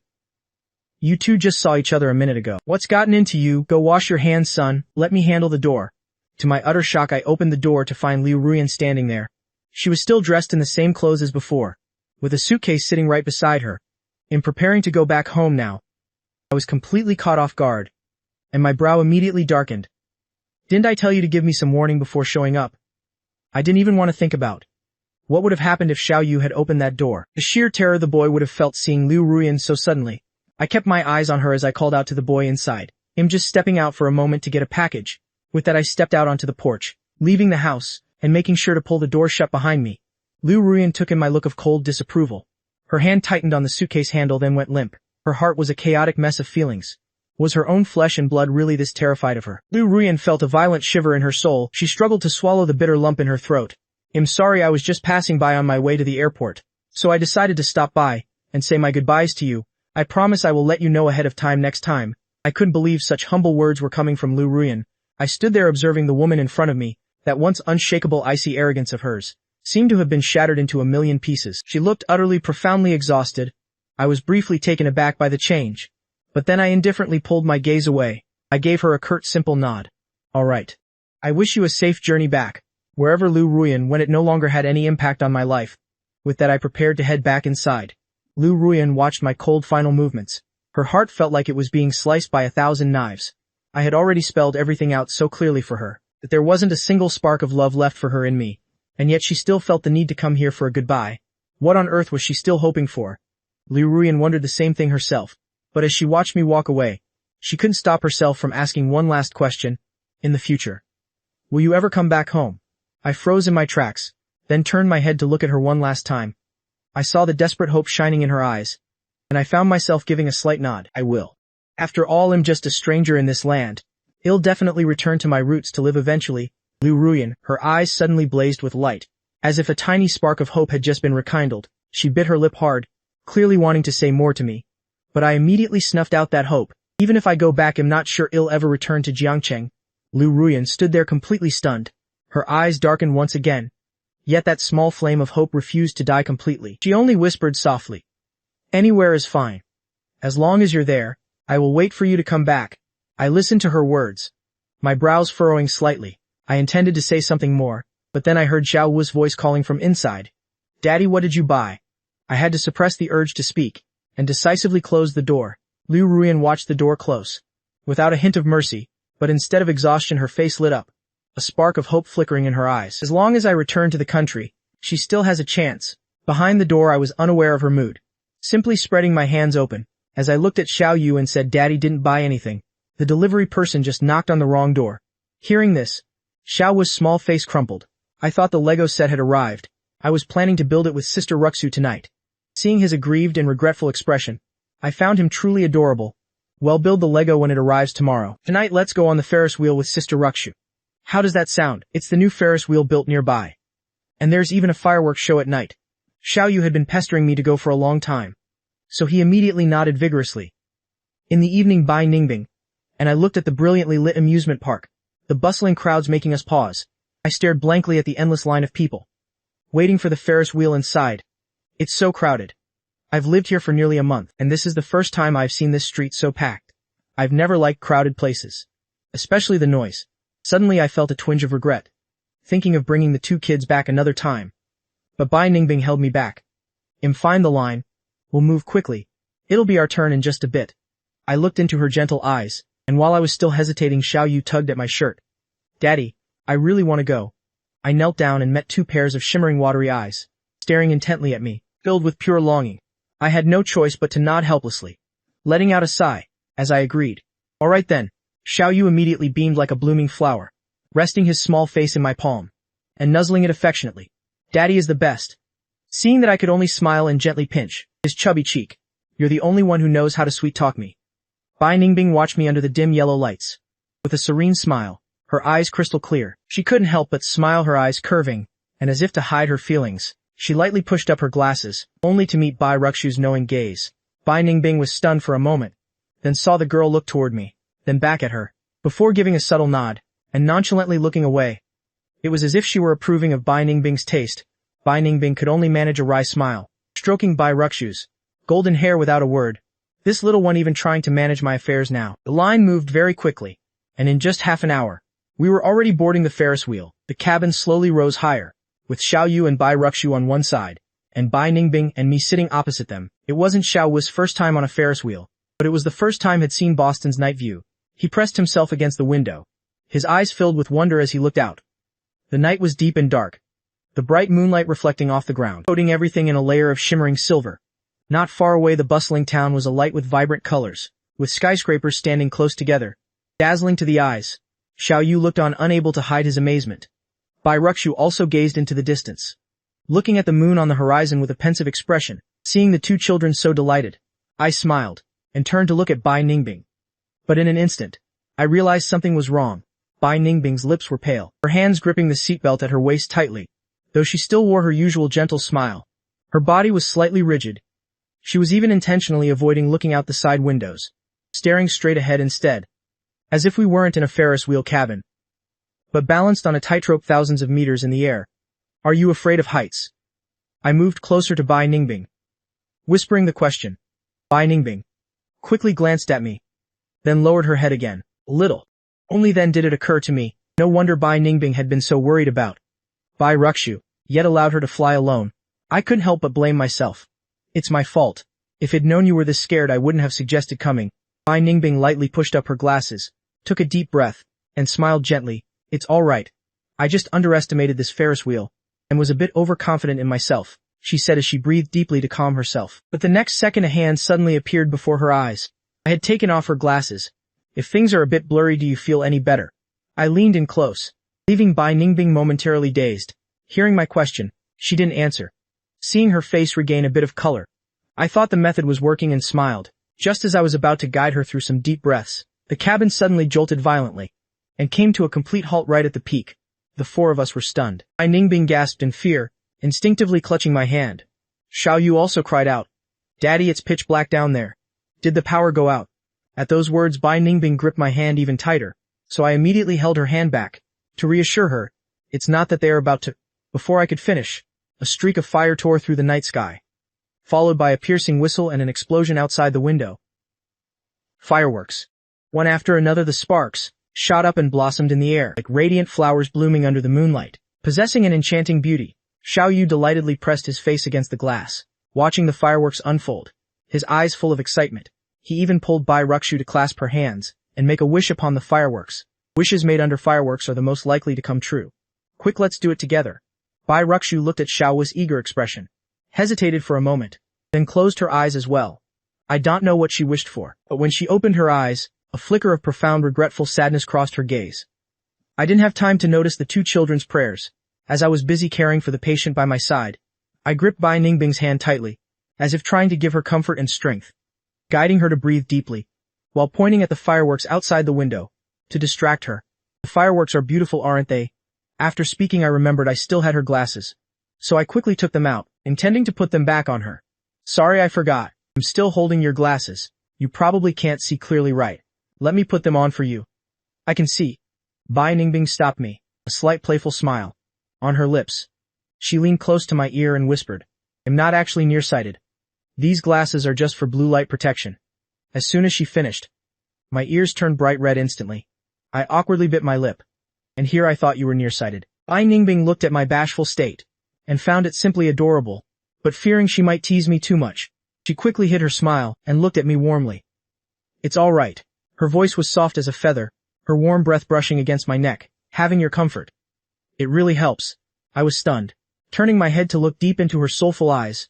Without the frames to shield them, I realized Bai Ningbing had incredibly captivating eyes. The corners tilted up slightly with a faint, almost invisible mole beneath. The vibrant fireworks in the sky were reflected in her eyes, like 10,000 shimmering stars. A beauty that could steal one's soul. I was nearly lost in her gaze, the sound of the fireworks fading into the distance. The world became so quiet that all I could hear was my own heart. Thump thump, one beat at a time, as if my chest were drumming against my eardrums, until Xiao Yu called out, Daddy, you and Auntie Bai should make a wish too. I snapped out of it then. And seeing my son's eager face, I hurriedly let go of her hand as if fleeing. Turning my face toward the fireworks outside the window, I instinctively closed my eyes. I don't know what I wished for. I only remember my head was full of Bai Ningbing's gentle eyes, and the sound of my heart pounding like thunder in my ears. It wasn't until the fireworks ended that I finally returned to normal. As the Ferris wheel slowly descended, Bai Ningbing's complexion improved significantly, and she no longer seemed as frightened. Only I was lost in some inexplicable thoughts, unable to bring myself to look her in the eye. A vague, awkward atmosphere hung between us. Perhaps I was the only one feeling shy, as Bai Ningbing remained perfectly composed. The group took the two kids to play nearby for a while longer, and since Xiao Yu had played so hard, he fell fast asleep in Bai Ningbing's lap on the way back. Bai Ruxu was also exhausted, silently following the two adults all the way home. The cool moonlight filtered through the leaves onto the road ahead. Streetlights illuminated the path home, and in the quiet night, the only sound was the rustling of footsteps on dry leaves. It was strangely silent, as if testing one's nerves. The stillness kept bringing back the scene on the Ferris wheel. I pursed my lips, and was about to say something, when Bai Ningbing spoke first. Christmas is coming soon. Do you want to go to Iceland to see the northern lights? I was momentarily stunned, looking at Bai Ningbing, with a gaze full of surprise and confusion. Why did you bring this up all of a sudden? You couldn't blame my astonishment. Anyone on their way back from a Ferris wheel ride, who suddenly heard a proposal for a trip next month, would be caught off guard. I looked into Bai Ningbing's eyes, my confusion apparent.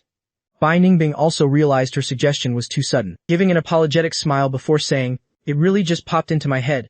She looked at me under the yellow streetlights and moonlight, seeing those clear bright eyes, which reminded her of the moments earlier on the Ferris wheel, where the brilliant fireworks not only reflected in my deep eyes, but also illuminated my face as I prayed so sincerely. My expression was partially hidden in the shadows of the night, making it hard for others to see through, showing only my deeply earnest clasped hands.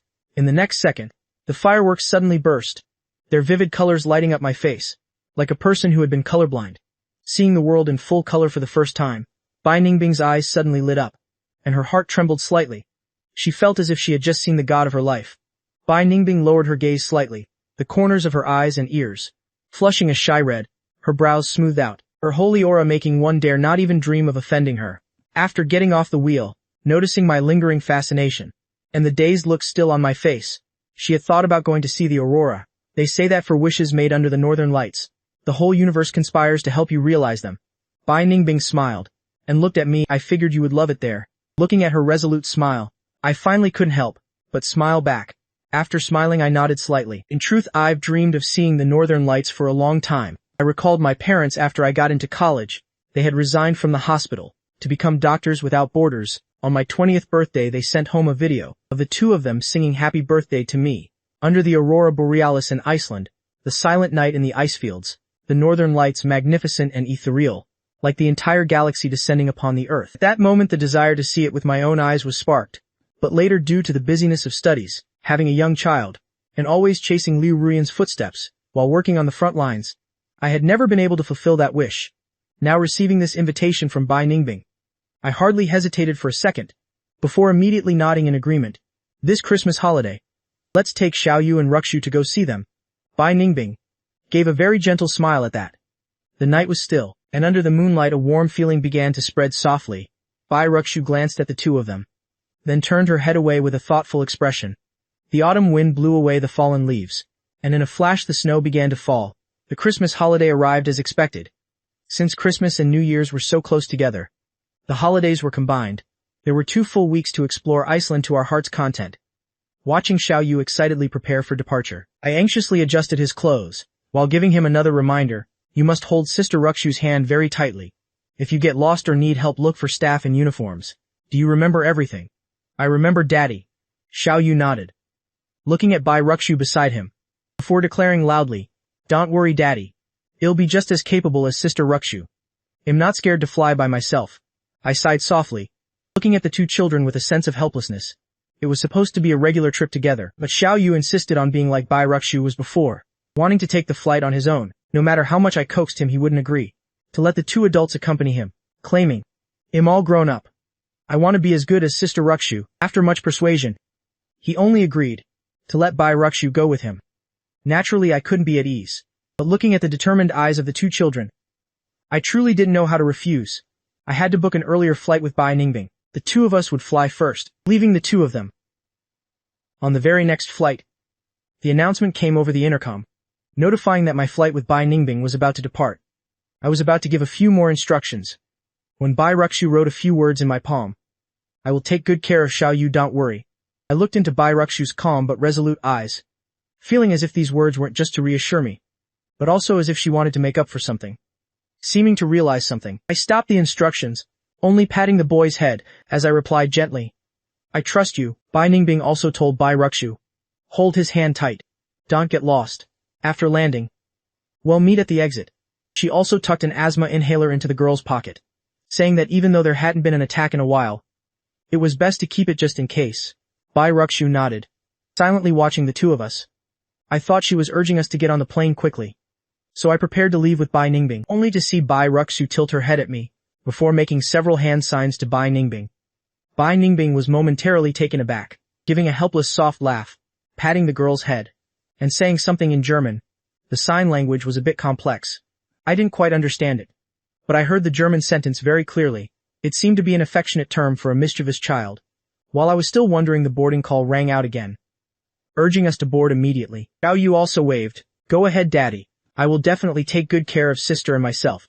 The boy, a full head shorter than Bai Ruxu, said those words with such confidence, making me unable to suppress a laugh. I lightly flicked his nose. Just focusing on taking care of yourself is enough. Trying to take care of sister too. You're not even half her age. Having said that, I felt a bit more at ease, said goodbye to the two children, and turned to walk through the departure gate. Once on the plane, I suddenly remembered the sign language Bai Ruxu had used, so I couldn't help but ask, Bai Ningbing, what did Ruxu say to you back there? Bai Ningbing looked into my clear, questioning eyes. I don't know what she was thinking, but the words she was about to say suddenly changed. She knows I'm afraid of heights, so she told you to take good care of me. My attention was immediately diverted, as I looked at her complexion, and asked worriedly, are you still okay right now? I had asked Bai Ningbing before departure, and she had only smiled and said, it would be fine as long as she wasn't by the window. Those words sounded vague, making me already suspicious, and now my nerves were even more on edge. My gaze was filled with nothing but concern for her. Bai Ningbing saw my frantic look, and her heart suddenly felt incredibly warm. She was about to say she was fine, but lightly pushed her glasses up, then looked up at me with a touch of vulnerability. I'm fine for now, but I'm a bit scared of when the plane takes off and lands. I immediately frowned. Takeoff and landing are when the sensation of weightlessness is strongest, which is exactly when those afraid of heights feel the most terrified. I hesitated for a moment, then took the initiative to move closer, as if I wanted to say something. Bai Ningbing calmly watched me lean in, then asked intentionally, are you planning to take off my glasses again? She gave me a playful scolding, her face clearly showing helplessness. No, it's just that I remembered that ridiculous incident on the wheel, and am feeling extremely embarrassed. So I gave her a look. So do you want my help to feel better or not? The words didn't sound angry at all, but rather more bashful. Bai Ningbing wasn't angry in the slightest, giving a slight nod. Yes, please guide me, doctor. Her voice was gentle, tinged with a subtle smile, making the tips of my ears flush red. But the plane began its taxi, so I hurriedly took out some noise-canceling earplugs. Use these, they'll help reduce the pressure in your ears. The plane sped down the runway faster and faster, and I spoke more quickly too. During takeoff you can also tighten your abs and leg muscles, to lessen that falling sensation. And if you're really uncomfortable, just keep talking to me, to distract yourself. Before I could finish, my hand was gently but firmly grasped by Bai Ningbing's warm hand. Doing this is the most effective way. The plane soared into the sky, but my heart felt like it was in free fall. The plane landed at Keflavik Airport, and after Bai Ningbing and I had collected our luggage, we took out our down jackets to wear, and sat on a bench by the exit, to wait for Xiao Yu and Bai Ruxu. Bai Ningbing watched me putting on my gloves, and asked curiously, aren't you hot? The air conditioning in the airport was turned up high, so warm that it could make one feel sleepy. Many foreign tourists were even wearing short sleeves. I pursed my lips, flashing an awkward smile, as I took the gloves back off. I don't know when I started wearing a deceitful mask in front of Bai Ningbing. Seeing how I bowed my head and avoided her gaze, she knew right away that I was lying. She just didn't expose it. She pretended not to notice at all. She simply gave a soft nod. It was true that I was lying. Feeling a bit awkward, I stared at my hands. Even though we had gotten off the plane a long time ago, the warmth from Bai Ningbing's hands still seemed to linger there. How wonderfully warm it felt. That faint, steady scent of perfume carrying the breath of flowers sent my heart into a sudden flutter. I stole a secret glance at Bai Ningbing. I saw that she still looked completely unbothered. I thought to myself that I was probably just being too suspicious. Right then Bai Ningbing turned to look back at me. I quickly averted my eyes immediately. A strange awkward silence fell between us. until the two children returned to join us. Daddy's sister Rukshu didn't have an asthma attack at all. I took very good care of her, didn't I? Xiaowu's eyes lit up as soon as he saw us. Before the boy could even reach us, his plea for praise had already reached our ears. I smiled and sat down. I took his small backpack from him and gave him the praise he wanted. Our Xiaoyu is really amazing. Then I gently patted Bai Rukshu's head. Rukshu was great too. It's wonderful how well you looked after your little brother. Bai Rukshu's eyes flickered slightly. She gave a shy little nod and then turned her face away. Xiaoyu was still excitedly talking non-stop. All the older sisters praised me and said I was very good. I nodded, watching the boy's lively manner. The heavy stone in my heart was finally lifted. It had been a long time since Xiaoyu was this happy. While I was lost in thought, I heard the guest house host arrive to pick us up. Let's go, everyone nodded in agreement. After changing, we all walked outside together. We were staying at a guest house about 30 kilometers from Reykjavik, the capital of Iceland. The host was a native Icelander, possessing typical Nordic features. As soon as he saw us, he politely approached to greet us and helped us with our luggage. His English wasn't very fluent, but we could still manage to understand him. Knowing we were here to see the aurora and celebrate Christmas, he enthusiastically introduced his sister. Olivia is a highly experienced aurora hunter. She has led many people to see the northern lights. Bai Ningbing and I looked at each other, knowing that we had found the right person. Seeing the aurora depends heavily on luck. If we have an experienced guide leading the way, then things will surely go much more smoothly. I could hardly wait any longer to meet Olivia. While lost in thought, the host looked at us through the rearview mirror. In Iceland, there's a legend that lovers who watch the aurora together will be blessed. They will be happy for the rest of their lives. As soon as he finished speaking, I was suddenly taken aback. I awkwardly turned my face away, but I accidentally caught Bai Ningbing's smiling eyes. She raised an eyebrow slightly. In the darkness of the car's interior, only those eyes of hers shone with an extraordinary brilliance. That burning gaze seemed to pierce into the very depths of my heart. My heart suddenly trembled. Somehow I recalled the moments on the Ferris wheel and inside the plane. That feeling of fluttering excitement mixed with bashfulness surged up in my heart once again. I almost wanted to run away, hurriedly turning my gaze aside. I lightly bit my lip, just as I was about to speak and explain. Bai Ningbing spoke up first. That really is a very romantic legend. She didn't deny it, but she didn't admit to it either. It was as if she didn't understand the host's underlying meaning. She skillfully steered the conversation in another direction. We'd like to invite Ms. Olivia to lead us to see the aurora. I wonder if she has any time. The man replied while turning the wheel. I'm not sure, but her house is right next door. You can go over and ask her later. We arrived safely at the guest house. Bai Ningbing intended to help carry the luggage, but I smiled and stopped her. I can handle things here. Take the children inside to rest and adjust to the time zone. Bai Ningbing looked at the two kids whose eyes were drooping with sleep. She gave a slight nod. Then she took them upstairs to wash up and put them to bed. Icelanders seem to be born with a natural sense for romance. Even though the host didn't understand what the two were saying, he could still feel the intimacy between them. He softly uttered a sentence in Icelandic. A happy family. Bai Ningbing happened to overhear it. She couldn't help but smile slightly, and then replied in Icelandic. Thank you, sir. The host was a little surprised. He saw that they both had East Asian faces, so he had instinctively used English to communicate. He didn't expect that she would understand Icelandic. Bai Ningbing explained she had once lived in Iceland with her parents. She told him they were betrothed under the aurora back then. Bai Ningbing looked at the blanket of white snow and the glowing sky. She took a deep breath of the freezing air. The biting cold filled her nostrils, triggering memories from her childhood. She remembered being under the magical aurora back then. The whole family gathered around the fire inside the tent. Her mother would tell fairy tales, while her father played the harmonica. That scene was so warm and unforgettable. Bai Ningbing looked up at the lights on the second floor of the guest house. As if she were seeing her old home once again, she gave a soft, tender smile.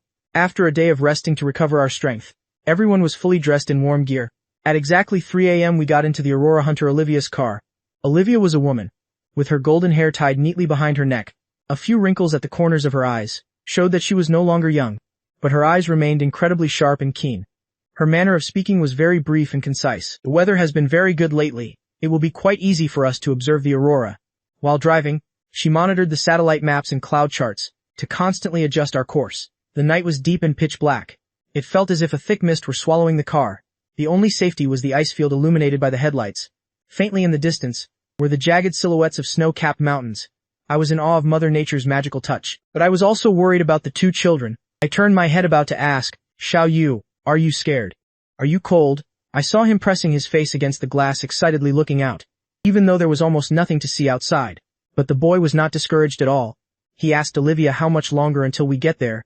Olivia glanced at me. Then she lightly turned the wheel and pressed the gas pedal a bit more. About half an hour. Half an hour later, we arrived at the first observation point, but we were informed that the wind direction had changed. The chances of seeing the aurora here were very low, after moving through 2 consecutive locations. By the time we reached the third observation point, everyone seemed to have lost hope of seeing the aurora. The wind on the ice field was bone-chilling. I told Xiao Yu and Bai Ruxu to wait in the car. Then Bai Ningbing. And I stepped out first, looking up at the pitch-black night sky, where only the stars were flickering, evoking a sense of infinite solitude. I breathed warmth into my hands, then rubbed my freezing hands together. I gazed toward where the aurora might appear, unable to hide the tinge of sadness in my eyes. The aurora is truly something that can only be met by fate. Perhaps this time I won't have the chance to witness it. While lost in thought, a rich fragrance suddenly wafted beside me. I turned my head to look. It was Bai Ningbing. She placed a cup of hot cocoa into my hands. Drink something hot to warm yourself up. I softly thanked her, and took the cup. With just one sip, the warmth seemed to spread throughout my body. Bai Ningbing noticed my disappointment. We will definitely see the aurora. I thought it was just words of comfort, so I only gave a faint smile, and bowed my head. Even Olivia said she couldn't be sure. Why are you so certain? Because you are here. Bai Ningbing's voice was so gentle, yet it made my heart tremble powerfully. I stared at Bai Ningbing stunned. In those deep eyes I saw an intense and profound affection, a love as radiant as the starlight. I was about to say something, when Xiao Yu and Bai Ruxu came running over. The aurora appeared with bands of blue and green light, like strokes of ink painted freely by an artist, winding freely across the sky creating exquisite colors. Dotted in between were sparkling stars. The brilliant light and thousands of stars spread across the horizon, making it impossible to look away. I gazed at the shimmering colorful aurora, with eyes full of fascination, as if I were seeing the end of the world, and touching the vast greatness of the universe. The scene was breathtakingly beautiful. I was completely absorbed in admiration, not knowing that Bai Ningbing was standing beside me, watching me with an intensely burning gaze. The aurora was the beauty for me, but the most beautiful sight in Bai Ningbing's eyes was me. Under the starry night sky, my eyes seemed to hold an entire galaxy, making it impossible for the person opposite to look away, until a soft hoarse cry of surprise rang out, pulling the two of us back to reality. Mommy. That was Bai Ruxu's voice. Xiao Yu was the first to hear it. He looked sideways in surprise, seeing Bai Ruxu staring at the aurora in a daze. Sister Ruxu. You can speak now. Xiao Yu exclaimed in shock. Bai Ningbing and I quickly ran over and surrounded her. My eyes were filled with shock. I knew that Ruxu refused to speak, due to post-traumatic stress disorder, but I didn't expect that obsession to be related to the aurora. Just as I was about to say something, a freezing gust of wind blew past, and in the next second, Bai Ruxu suddenly started coughing violently. Her chest heaved powerfully, her face suddenly flushed red. A feeling of suffocation hit her, but she still acted as if she were under a spell. Her eyes remained fixed on the aurora, refusing to look away. I was stunned for a second, only then did I belatedly realize the situation.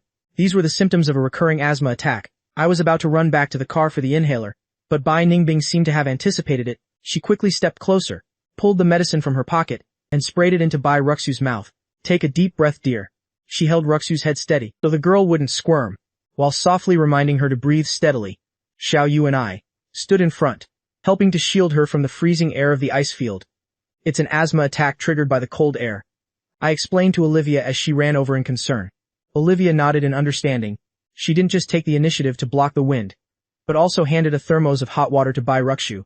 Ruxu took it and had a sip. Only then was she considered fully recovered. Except for her ears being a bit flushed, she almost no longer showed the shortness of breath from earlier. Xiao Yu swooped in front of her. With a bit of curiosity, but mostly with joy, he spoke. Sister Ruxu, your voice sounds really beautiful. The boy's eyes were crystal clear. There was absolutely no malice in them, making Bai Ruxu feel warmed at heart. The girl slightly pursed her lips. Thank you, Xiao Yu. Ruxu being able to speak again was a wonderful thing. Seeing Xiao Yu skipping around her, I also beamed with a bright smile. I suddenly remembered something from before our departure. Bai Ningbing had mentioned that this trip to see the aurora was also intended to give Bai Ruxu some encouragement, because years ago Ruxu's parents and younger brother died in a house fire on the way to see the aurora. And they were all gone.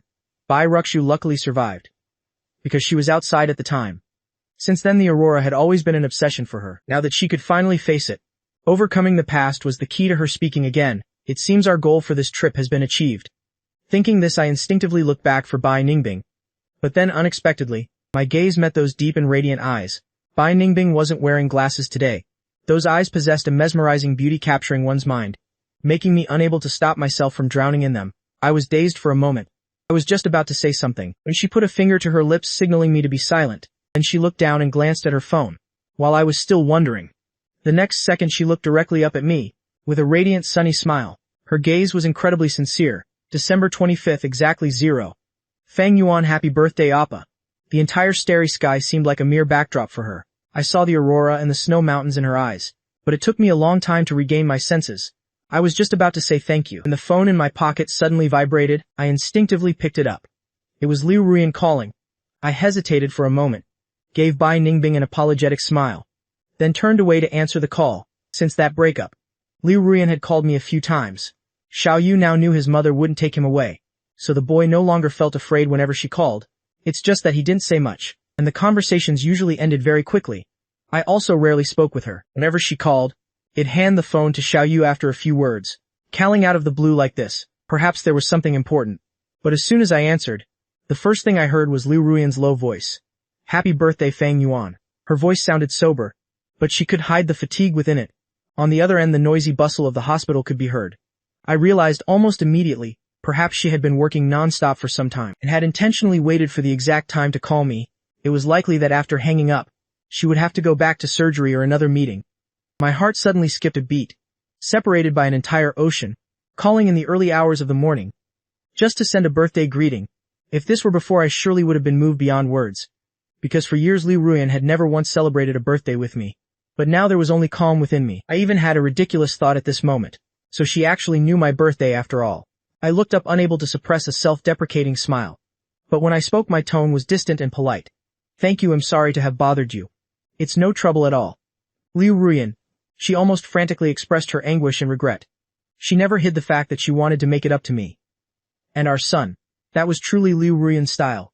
She didn't even dare to hope for forgiveness. She just wanted to do her best to be a bit better to me, and then a bit more, hoping she could compensate for all the years that had passed. But I no longer wanted to give her that chance.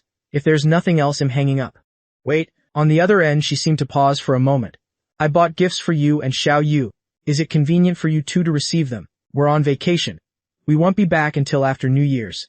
I answered honestly. After saying that I intended to end the conversation there, then I suddenly heard Liu Ruyan's voice trembling. It's been a long time since we talked like this. Do you really have nothing to ask me? Though her tone was calm, I could still hear a hint of choked up longing. I frowned slightly, because I had long ago lost any lingering feelings for her. I really don't care about your affairs anymore. As if fearing she might misunderstand something, I emphasized it once again. The only link between us now is the child. Just take good care of him, that's enough. And please don't call to bother me anymore. The other end fell silent for a moment. Only the sound of the wind whistling past my ears remained. Just as I thought Liu Ruyan would say nothing more, and was about to hang up, I heard a very faint question. A question carrying an unmistakable tremor.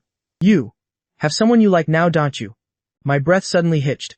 Somehow Bai Ningbing's face appeared in my mind. Her radiant eyes under the fireworks and the aurora, her small warm hands and her figure standing quietly over there, the one who was standing to block the wind for me. I was dazed for a moment. I didn't give a direct answer, but decisively pressed the end call button. The aurora is about to fade. We should head back. Olivia spoke up to remind us.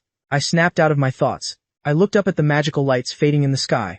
The silent night outlined the distant mountains. The freezing wind blew past, as if sweeping away the troubles in my heart. For some reason, I remembered the video my parents sent me when I was 20, when they made a wish together under the aurora. They wished for their son to have the freedom to choose whom he loved, and the right to refuse an unhappy love, to always live a liberated life without any regrets. Standing in the freezing winter, my mind had never been so clear and lucid. I turned to look at Bai Ningbing standing beside me. Somewhere in my chest it suddenly felt strangely warm and peaceful. Even when Xiao Yu knew it was my birthday, he regretted not making a wish under the aurora in time. At that moment I just smiled and stroked his head. There's no need to wish, son. My most important wish has already come true.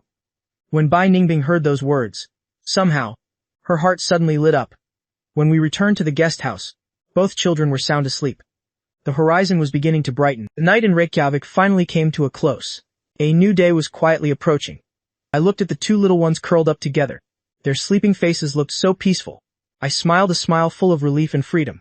I gently pulled the curtains for the two children. Just as I turned to walk out the door, a warm figure with a light citrus scent threw herself into my arms. Bai Ningbing's gaze was incredibly gentle. She slightly clenched her hand and held it out to me. When she opened her palm, a diamond-encrusted watch appeared. It sparkled right before my eyes. I was slightly dazed. Then I heard her soft voice. This is a birthday gift for you. I didn't have time to give it to you earlier.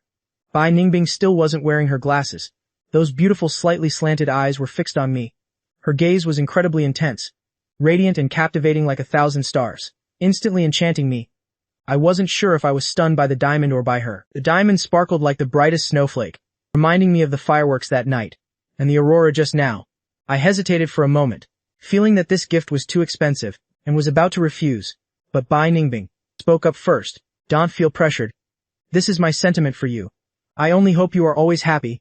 I looked into her eyes, which were filled with tenderness. My heart suddenly fluttered powerfully. I smiled and nodded all right, then I will accept it, saying that I was about to reach out to take it. But in the next second my hand movement suddenly stopped. I slightly pursed my lips, then unexpectedly spoke. Will you put it on for me? Bai Ningbing was stunned for a moment. She didn't seem to expect me to make such a request, because for a long time she had always been the proactive one, while I had always remained polite and measured, always knowing when to step forward or back. Even the words she just spoke under the aurora, she feared whether she would scare me away. I had always been hesitant for so long. It was an answer she hadn't dared to hope for. My initiative in asking her to put on the watch. Could it be a sign of something more? Bai Ningbing's heart trembled slightly. She felt she was very close to the answer she had long desired, seeing me hold out my bare wrist in front of her. Bai Ningbing's gaze wavered slightly. She pursed her lips to suppress the excitement surging inside. Her hands shook, but with surgical precision she stepped closer. Her hand skillfully circled my wrist to carefully fasten the watch. The distance between us was now so incredibly close. Bai Ningbing always thought she was the proactive one, that she had tried everything to attract me and create intimacy, with the burning hope that I would fall for her. But she didn't realize that just a tiny sign of me wanting to be near would make her hands tremble immediately, as if she were about to lose her usual composure. The tip of her nose caught a faint woody scent from me, like a flower with a fragrance that enchants people's hearts, making her unable to resist wanting to lose herself in it. But all those emotions happened in the blink of an eye. No matter how much her inner self was churning, her hands still moved with great agility. In an instant she had finished putting the watch on me. Then she stepped back slightly to maintain distance, but from the corner of her eye she noticed my ears turning red. Her movements suddenly paused. Then she couldn't help but let out a giggle. Look, your ears have gone completely red. I suddenly stood there dazed for a moment. Hearing those words, a deep blush of shyness spread all the way to her ears. I pursed my lips slightly, then stole a quick glance at her. I said, it's because I like you that my ears are red. Bai Ningbing. Those words, I like you, made her eyes widen in shock. Completely wide, her brain seemed to short-circuit, unable to react yet. She froze for a few seconds before realizing. You said you like me. I was so used to her calm and composed demeanor that this was the first time I saw Bai Ningbing react so slowly. It felt like I had finally reached her truest self. She just looked so adorable. I couldn't help but step closer. Cupping her face in my hands, I placed a soft kiss on those lips. I like you. Just as I finished, and was about to pull back, a pair of arms wrapped around my waist. Bai Ningbing. The corners of her eyes flushed with shyness. Her lips were plump and moist. My gaze darkened, leaning my forehead against hers, gently brushing our noses together, whispering softly, I love you. Outside the window the snow was 3 feet deep. A cold wind swept across the frozen fields, but inside the room it was as warm as spring. The lovers shared a deep kiss. Adult love is only slow when it's still ambiguous. But once it's certain, it's like dry wood meeting fire, burning intensely. Everything happened so naturally. The trip to Iceland ended. The 4 of us returned to the city. The 2 children took the news very well. In fact, as soon as we got home, Xiao Yu playfully ran up to me with a giggle. Daddy, does this mean I'll get to call Auntie Bai Ningbing mommy soon? I felt a bit helpless, looking at his mischievous sparkling eyes. Knowing he was teasing on purpose, I was about to pinch his little ear, to teach him a lesson. But just as I reached out, the doorbell rang. Bai Ningbing quickly shielded Xiao Yu. Xiao Yu was just joking. Go open the door. I'll talk to you later. Only then did I pull my hand back. I'll let you off this time. Xiao Yu ran to open the door. But the person standing outside was someone unexpected. Liu Ruyan. I was stunned for a moment, wondering what she was doing here. Just as I was about to ask, I felt a warmth behind me. It was Bai Ningbing walking over. She naturally took my arm, standing beside me with an intimate air. Liu Ruyan's face paled at the sight. We are together. Liu Ruyan watched the 2 of us exchange intimate glances. Her heart tightened. The exhaustion and haggardness from working nonstop to save up days for a transoceanic flight didn't hurt her as much as this single action of mine. Her heart felt as if someone were squeezing it. A sour, painful sensation overwhelmed her chest. All those times I said were over before. Couldn't break her will. But only now did she truly realize I had already moved on, leaving only her standing in the past.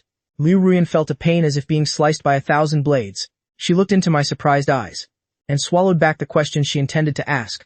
She took a gift box out of her handbag. This is a birthday gift for you.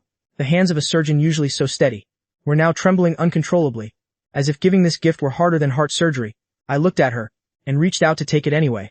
Seeing that she had nothing else to say, I couldn't help but ask, "Is there anything else?" Liu Ruyan blanked out for a moment, lost in thought. Xia Qiang got engaged to a college friend. The wedding is set for next March. If you have time, you're invited to the wedding. I was slightly taken aback, then gave a small nod.